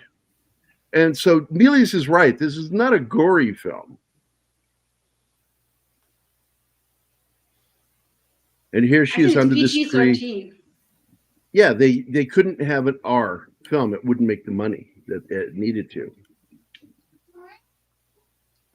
And like I said before, if they could dress up the puma in this, why did they force the changes for the movie Firebird that Dale Dye wrote, because they absolutely could. It was like 10 years later. They couldn't fucking do it. Go fuck yourselves, Hollywood. Give me that grenade. Or give me your gun. Give me your grenade. And he just can't do it. He can't pull the trigger.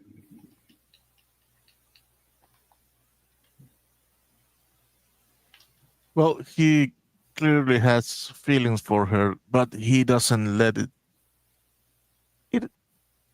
He doesn't act on it. Because it's not the time or place to do that. And he had that the philosophy when even talking with his brother. There's no feelings. We can't afford having feelings, any kind of feelings. Yep. And there she says it right there. Pull the pin for me. He puts it on her chest. Mission. The last thing that Dad said to them was "avenge me," and that's the drive that keeps them going. Well, like I said, there was a love scene that was in the one of the first cuts of the movie, and they did a test screening of it, and it didn't go over well between him and her, or with Powers Booth fucking a teenager. I'm so they really have that? They cut it out. No, they cut it out. They cut it out. And I'm like, thank you. I hate that scene. I'm shocked that I'm like a little shocked that they even filmed it, but what do I know? And it's apparently something that Powers Booth himself took issue with, because he felt that that relationship was important and it helped show the character's humanity. And I'm like, whatever, dude. That's a weird thing to think. God, I love William Smith. He plays villains better than anybody. Well, the actress who plays the girl, she found it fantastic. She loved the scene, sleeping with the older guy. And I'm just that stupid. You don't know what's a good movie. Yeah, I agree, Ariel. This is a solid movie. It's a solid fucking movie. Yes, as a historian and a military guy, I could pick the movie apart for some of its fuck ups. But the fact is, when it comes to the writing of this film, it's a solid movie. Well written, great characters, great character arcs. And the tragedy of the ending is that, he's carrying his dead brother to that bench to the park. Oh that's my God. referenced early in the story by their dad when he would take him to the swings. He says, I was always hard on you, but I think you now understand why, and it's just so depressing. And so as he's carrying his dead fucking brother like a doll, sits him on the bench and he's talking to him.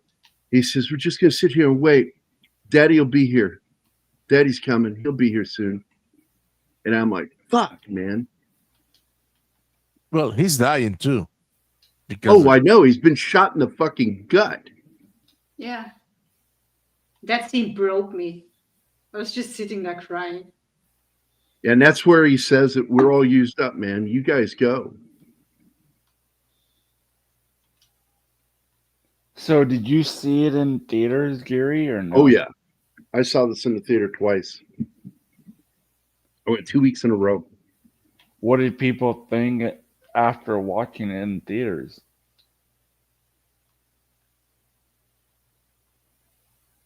What's that? What did they think? Like, were people talking after the movie or back then? Oh, yeah, man. It's not like after a Star Wars movie, but people are like, God damn, man. Man, could that happen here? But no. I don't know if you guys did that kind of stuff after watching movies and then play them at school. Oh, yeah. We did war games all the time, man. I remember one time we were playing war and I got shot by one of my friends and I fell in the backyard and I apparently unwittingly fell on a patch of crabgrass. Well, I felt that later. Let me tell you. I don't know, what is it? What? I don't know He what doesn't know what crabgrass is. crabgrass is. Oh, You don't have that down there? I don't So- know because maybe we it's had a it with weed. another name. I don't know. I have never heard of that. It's a weed. Like It's a weed that grows wild, and some of them have thorns on them. Yes. And they have like little prickly things sticking out of the leaves. So basically, Gary, wouldn't you say almost like poison ivy, but not to that level? Well, Almost. it doesn't have an oil on it that makes you itch. It's got the prickly things on it, and I fell in a That's patch what I of was it. trying to get to, but I was trying to make It's it. like falling on a tiny cactus. Oh, that sounds fun. It's What also is- known as finger grass.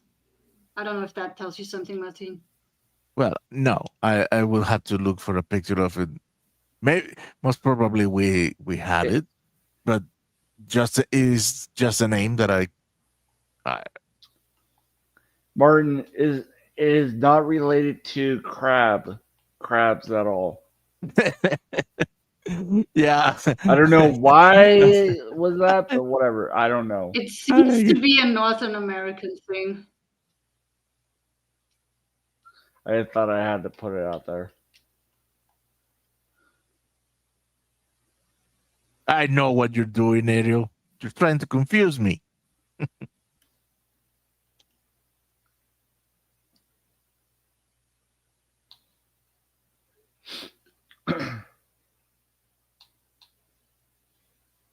Here it is. Oh, excuse me. God bless you. It's referred to as Canadian thistle. So you can look it up that way, Canadian thistle. We just call it crabgrass because it pinched. We don't have that here. Yeah, this final battle, man, because they're sitting up on top of the train car with what look like small artillery guns. And they're using the armor of these to shoot at people. And then the general comes up behind him and nails Charlie Sheen. Just fucking hits him. You hear him go, oh, and he falls off the train. And then Swayze's character jumps off. And this is that scene when you watch him walk, it looks like he's really uncomfortable in those boots. And he's a little bow-legged.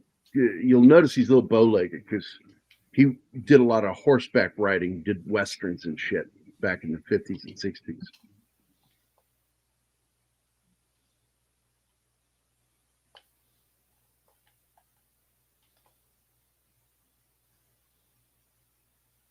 Yes, Ariel, because he has been in the kid's shoes before.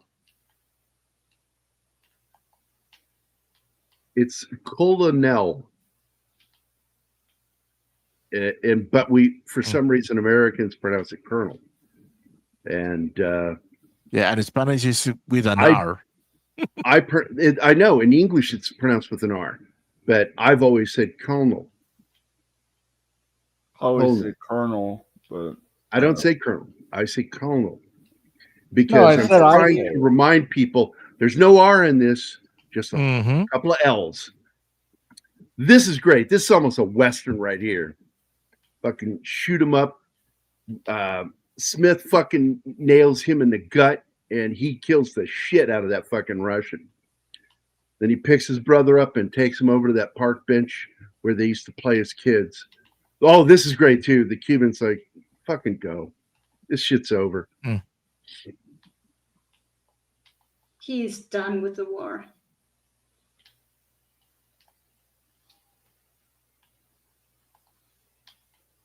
And people thought that Charlie was still alive because he's talking to him. But no, he's dead. He's dead. He died when he fell off that fucking train. But the only thing I don't get, why did the one brother go after, like, try to get him? Was it because he didn't realize he was dead, or No, no? he wasn't going to leave him behind. Won't leave his brother. No, he will not. And he's going to smoke the guy that killed his brother. And it costs him his own life doing it.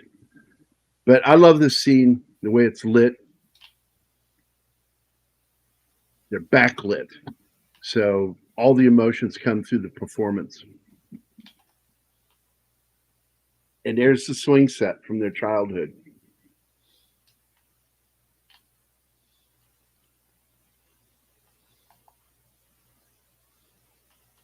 Well, some people pronounce it colonel.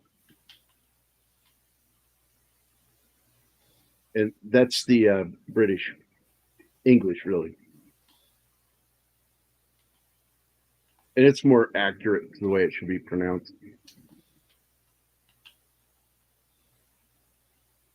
Yeah, the way I've heard guys say it, it sounds like Kernal, kernel, like a kernel of corn. Yeah. That is not the word.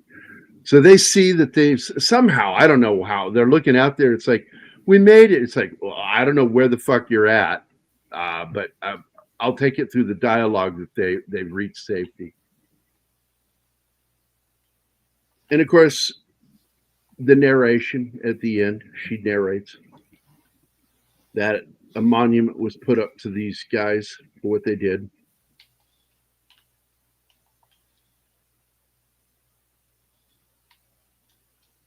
It's not overly flag wavy, but there's a lot of shit in here that Americans get.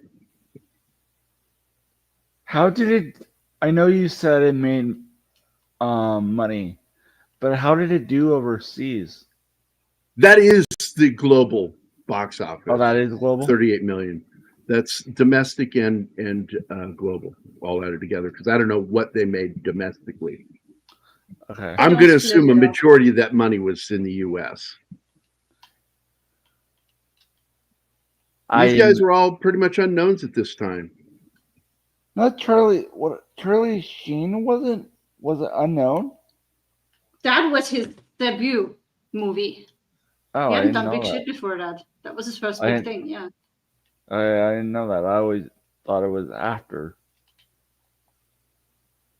But to me, I mean, even Powers Booth didn't really take off as a star until he went back to television.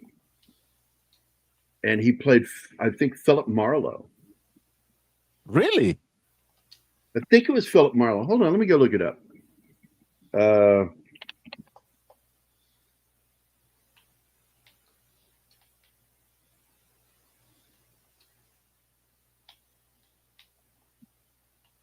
I am looking at his stuff right now. He did Skag, the Guyana Tragedy, where he played Jim Jones. Good fucking movie. Philip Marlowe. Yeah, Philip Marlowe. Nice. You know, and that really, really helped him really build a following. I thought that was really good. Yeah, he played Philip Marlowe, Private Eye. We haven't done that in a while. It ran from 1982 through in 1986. He got, I think, 4 seasons usually. Let me see. It says it only had 1 season and it ran that long? How the fuck?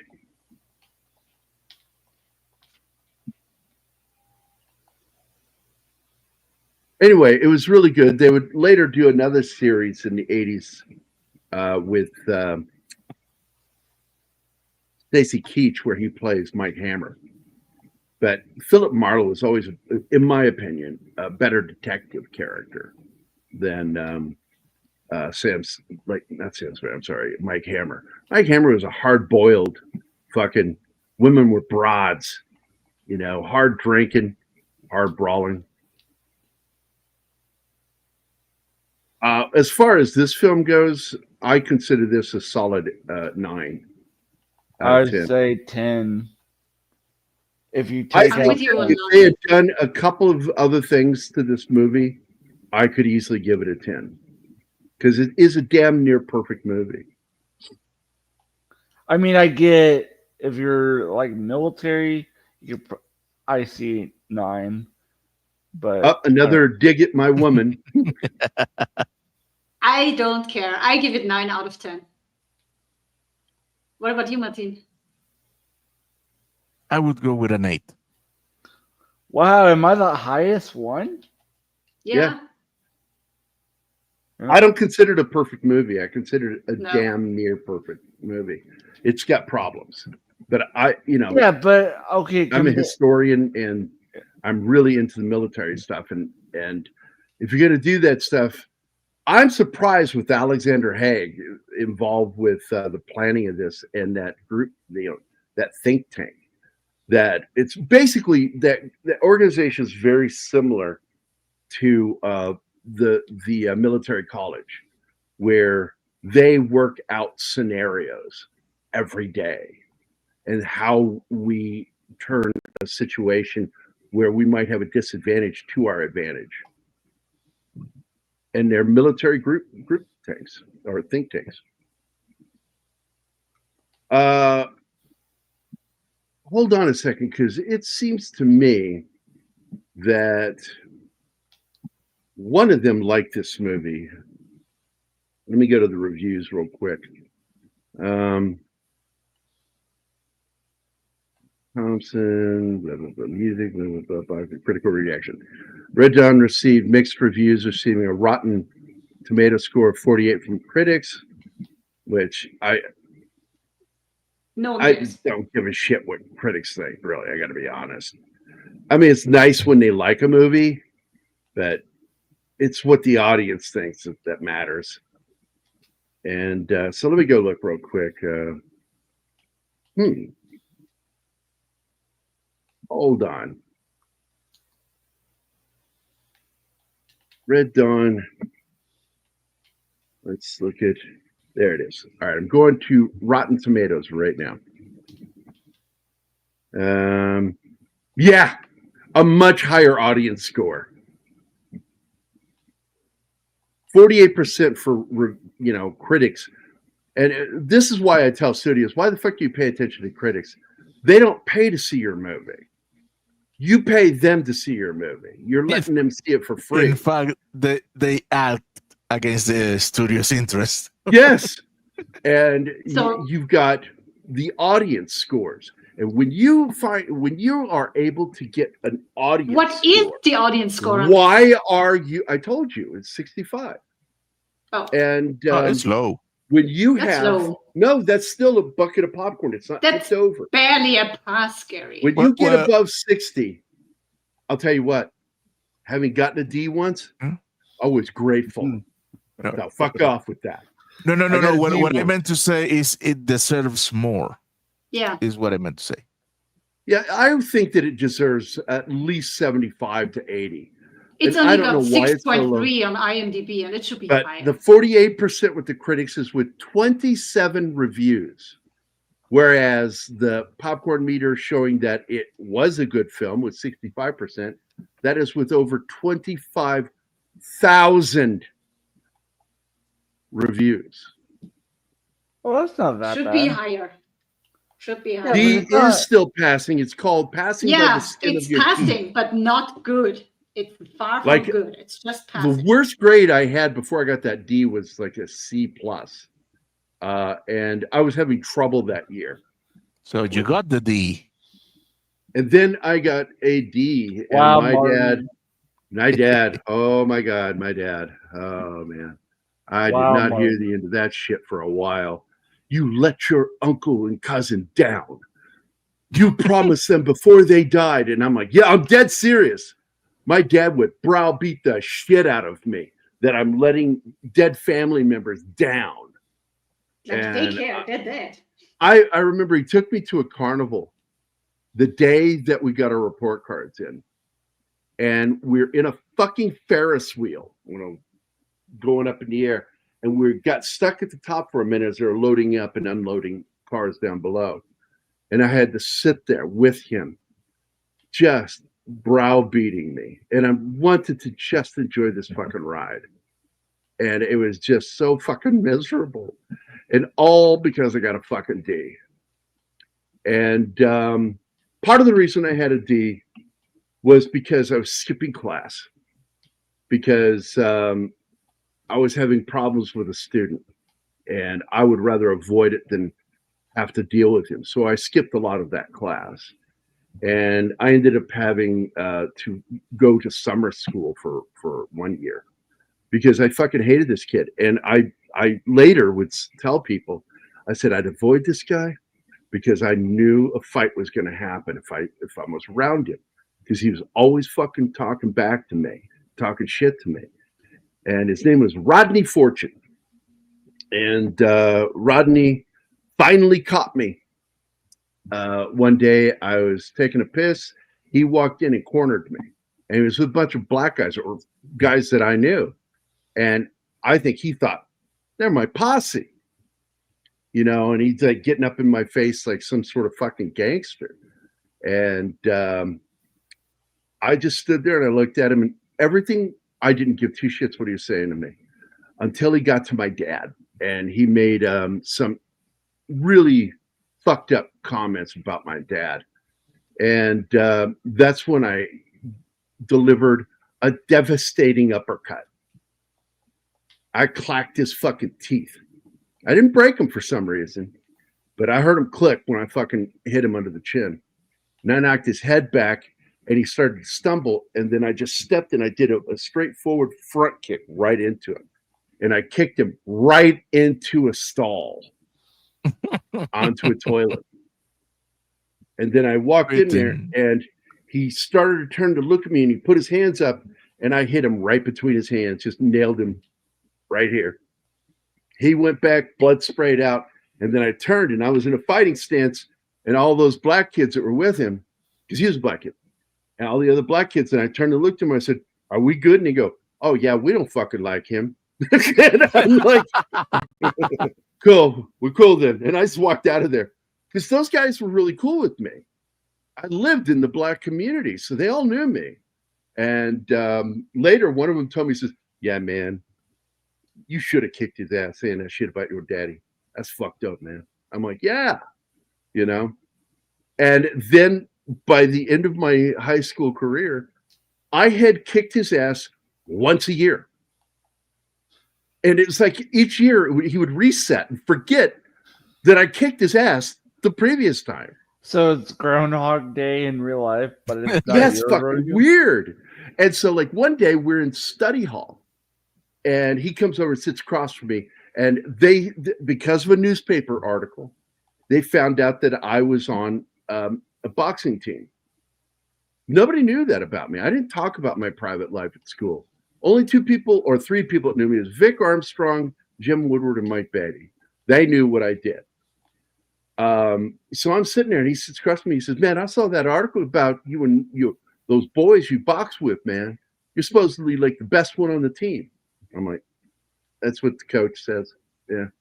And he's like, you want to slap box? And I'm like, not really. And he goes, well, I think that I can hit you before you can hit me. Okay, yeah, that sounds like a wager. I said, I'll tell you what. I'm going to stand up and put my face forward, and I'm going to give you 3 shots to hit me. And my hands are behind my back. And I put my hands behind my back, and I stood up, leaned forward, and that guy took 3 swings and missed all 3 times because I dodged them. And then he started to take a 4th one. And right when he started to move that hand to take another swing, my right hand came out and I bitch slapped him with the ball of my hand, knocked this snot out of him. He went spinning and went to the ground, straight to the ground. And I said, hey, don't cheat. Everybody fucking thought that was so funny that I just fucking knocked this guy right on his ass. 1 fucking slap. But I'm a fighter. I knew how to use this. This is the part you hit with, not this. This is where it's your arm. That is the extension of your arm. When you hit somebody with that, it knocks the shit out of them. So that was 1 year, and like just constantly, man. I swear to God. I remember one time I caught him in lunch, and he said something. And right when he said something, he went to take a drink of his milk, and I just pushed his milk carton into his face, and milk went everywhere. I'm like, man, you look white now. Oh man, no. Tell me you didn't say that. Yes, I did. Oh my God. You're white now. Look at you. But I was friends with all these black guys. It just, I didn't see racism in high school, except for racism between black guys. And I heard this term, and I'm like, what is this word? I've never heard this before. High yellow. And I finally went to one of my black friends. I'm like, why are they calling Chester that? My buddy Chester Pratt, who I'm still friends with. So why are they calling that? He says, because he's got a lot of white in him. I'm like, but why yellow? I don't understand that. Some of the epithets are just weird, dude. Never heard one black guy use the Nigga word, not once. And I was around these guys all the time. If they use that word, they use the hard R version. And I did hear that. And it's usually out of anger. It was funny growing up in a black community. Like I ate 3 different versions of chitlins. There's a 4th one. I would not eat that. Just straight boiled. No, thank you. That's gross. It's gray. Nothing is edible that's gray, in my opinion. That's just gross. But anyway, Red Dawn, great fucking movie. John Milius, one of my heroes. I'm so grateful we still have him right now, but since he had the stroke, he's stayed away from the public. His daughter is very outspoken. Yes, she is. And a very intelligent woman. I've interacted with her a couple of times. I really like her. How old is she now? 70s, I'm pretty sure. Let me look it up. Red Milius. All right.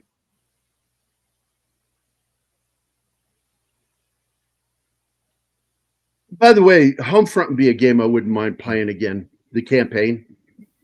Yeah, I want to get it at some point. I'll get it at some point. Oh, do you? If you can grab the Steam version, it has better graphics. I don't care graphic wise, Martin. I do. I have to come back to this. He's 81 this year.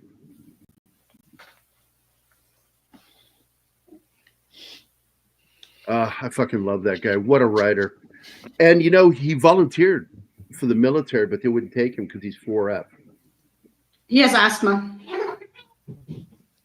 I have asthma and I got in. Yeah, because you lied. Because I lied. Yeah. Not to my knowledge. They asked me, have you been diagnosed with asthma? And I said, not to my knowledge, because I was a baby. I have no memory of that. Being diagnosed with asthma as a baby. I have no memory of that. So it's not really a lie. That's how I fooled myself into answering it, telling myself to say So that. what did they say when you said that? Okay.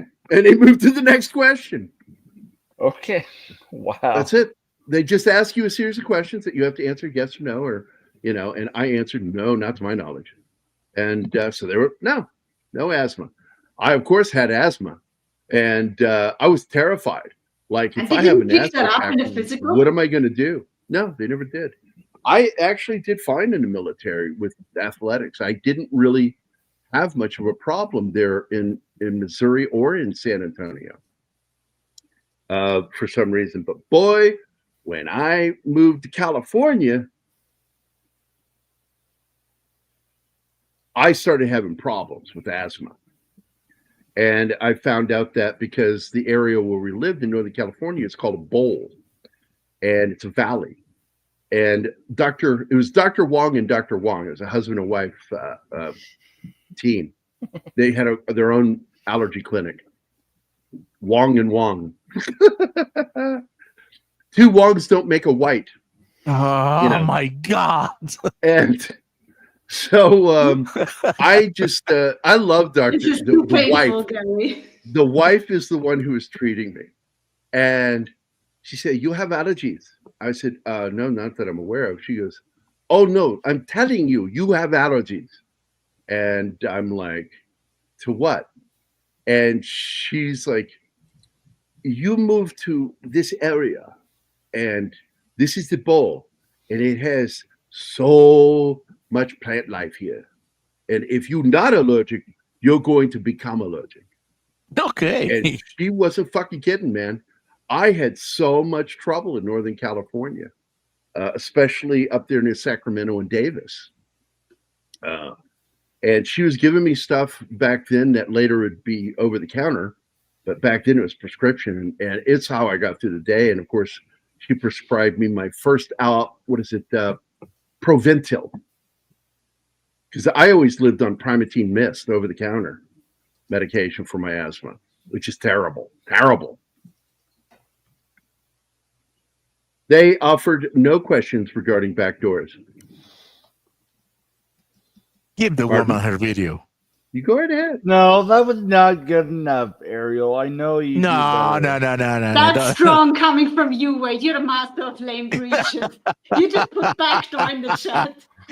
Oh my By God. the way, John Milius Gambit, you were correct. He was a big surfer. And do you know who his best friend was that surfed with him? Oh. In honor of Captain Die and the scene that wasn't in the slideshow, we have this one. Dragon!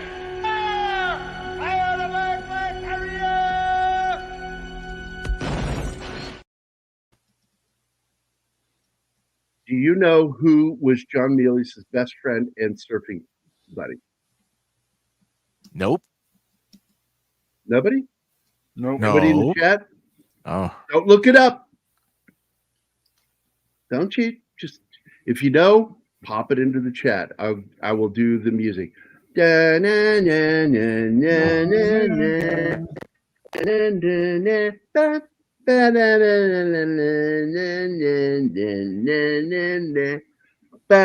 ba-dam, bam, bam, bam, bam, boom, boom. All right, that's it. Nobody guessed? All right, it's Gerry Lopez. Does anybody know who Gerry Lopez is? You should if you're a fan. Yes. Movie. Subotai. He played Subotai. And that is why he got the best job. friend. Yep. I don't know Because that they were either. surfing buddies. And that's why he didn't come back, because Milius didn't work on the second film. He had no interest in being in the movie, reprising the role. But Gerry Lopez still owns a surf shop in Maui, I do believe. The surfer, yes, Jerry Vasquez. You need to answer quicker, mister. It took him some time to look it up. Oh. He had to go to IMDb. Got you. I mean, he already lives there, so. But he had to find the right All right. page. So, but Sorry, that's it. David. We're going to get out of here. That was a fun show. I fucking love this movie. It's not a perfect film, but it's still a damn good movie. Solid. And just remember, wouldn't it be nice to have Martin with hair? No. Look at his And, face. hey, Martin, His who is face that in tells the you, background? Fuck you. Is I that don't know. a portrait of you in a portrait No. of you? No, this is all AI generated. Oh man. Hey, nice camera, by the way, Martin. Oh wait, That's- it wouldn't that's- print well. That's AI generated. No, It is. Gerry, did you? I'm talking about the camera in the background. Oh. Yeah, put it on. It's a joke. Put it up. The background? Bring the picture on. See the little camera? Yeah. Oh, that's a stereo. Oh, that's not. That's a camera. Yeah, that's a tabletop stereo No, radio. It's got the little tuning It's thing too up on blurry top, to tell. and that's a speaker. all right. I Looks like still a think woofer. It looks like a camera, like one of those like portable. Well, yeah, it looks like one of those handhelds, but it's not. It's big. That's about like this big. Okay, but It's you get my some point. shit made up by an AI. We don't Yes, know what it AI is. stereo system. And by the Oh, way, man. who Where- paints your house? I mean, where eggshell. did Come that on, young man. lad Eggshell. went? Eggshell. That's so gauche. Hey Gary, I Mhm. need to have you on to talk movies some point when it works out. Pick a good night when I'm available. 'Cause Okay. I'm not. That's the problem. I'm like so tied up all the time. By the way, here's a nice little backdoor video. Bitches, I got a crossbow. Back door is sealed. Take them up.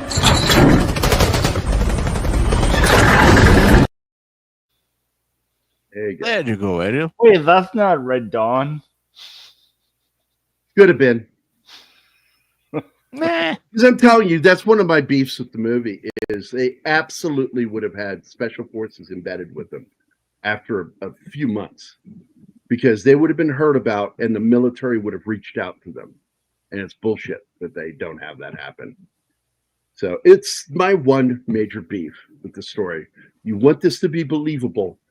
I'm going to tell you something. Every insurgency out there during World War II had direct lines to Allied forces for communication, especially if they're going to try to run an operation. They would get in contact with the partisans, whatever you want to call them, and go, hey, man, we're going to be running a mission in your area. Can you give us a hand and get some of these things set up for us? Because we're going to need these things there when we get there.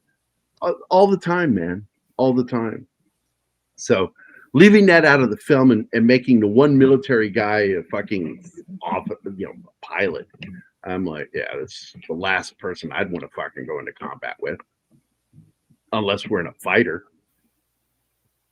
Then I wouldn't mind being with him, but then I'm pointless. Like I'm just sitting in the back seat there, probably going to take a grenade later, like the Russian dude did. But no, they would have embedded with these guys and would have absolutely had a line of communication with them.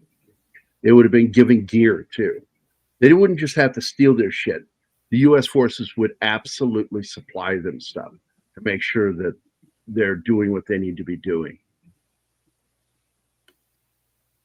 That's my opinion on that. And Martin, did you like the film? Yes, of course.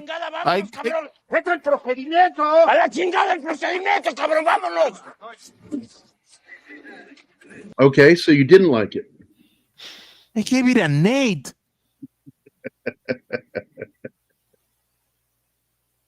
All right, we're going to get out of here, guys. Let me get in a private chat here. Snorty was first in the house. Thanks a lot, Snorty. Andy Morrow was number 2. Number 2, who does number 2 work for? Anyway, Ariel Ballette, Slasher Fred, Awesome One, Emmanuel was here.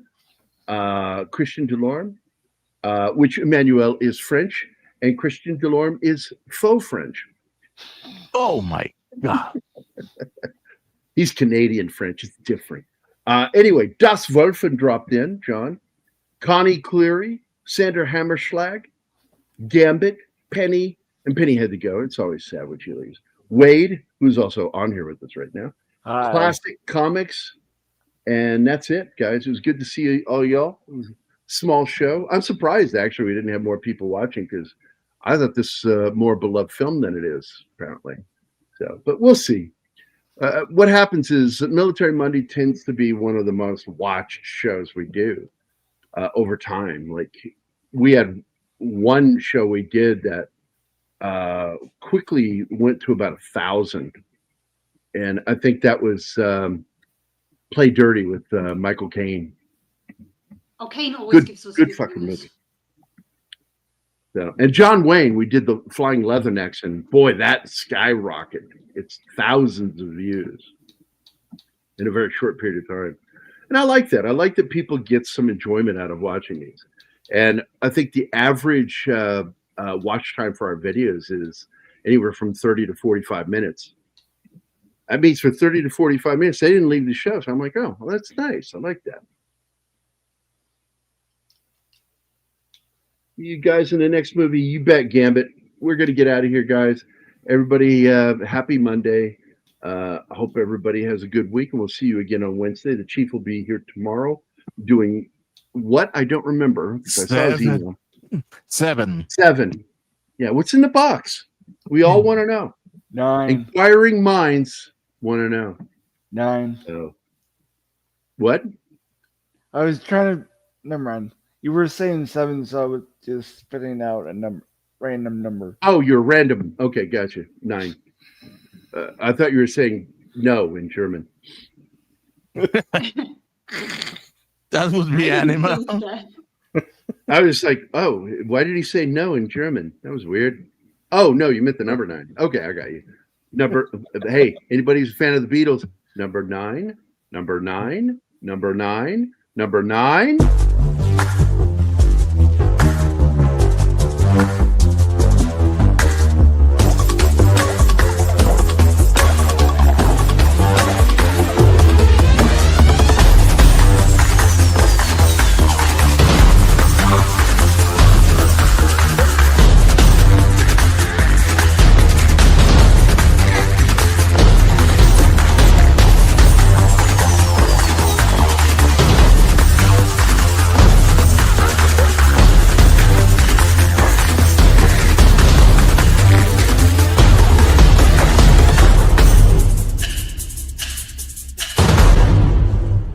We will be back Wednesday with Attack the Block. That'll be fun.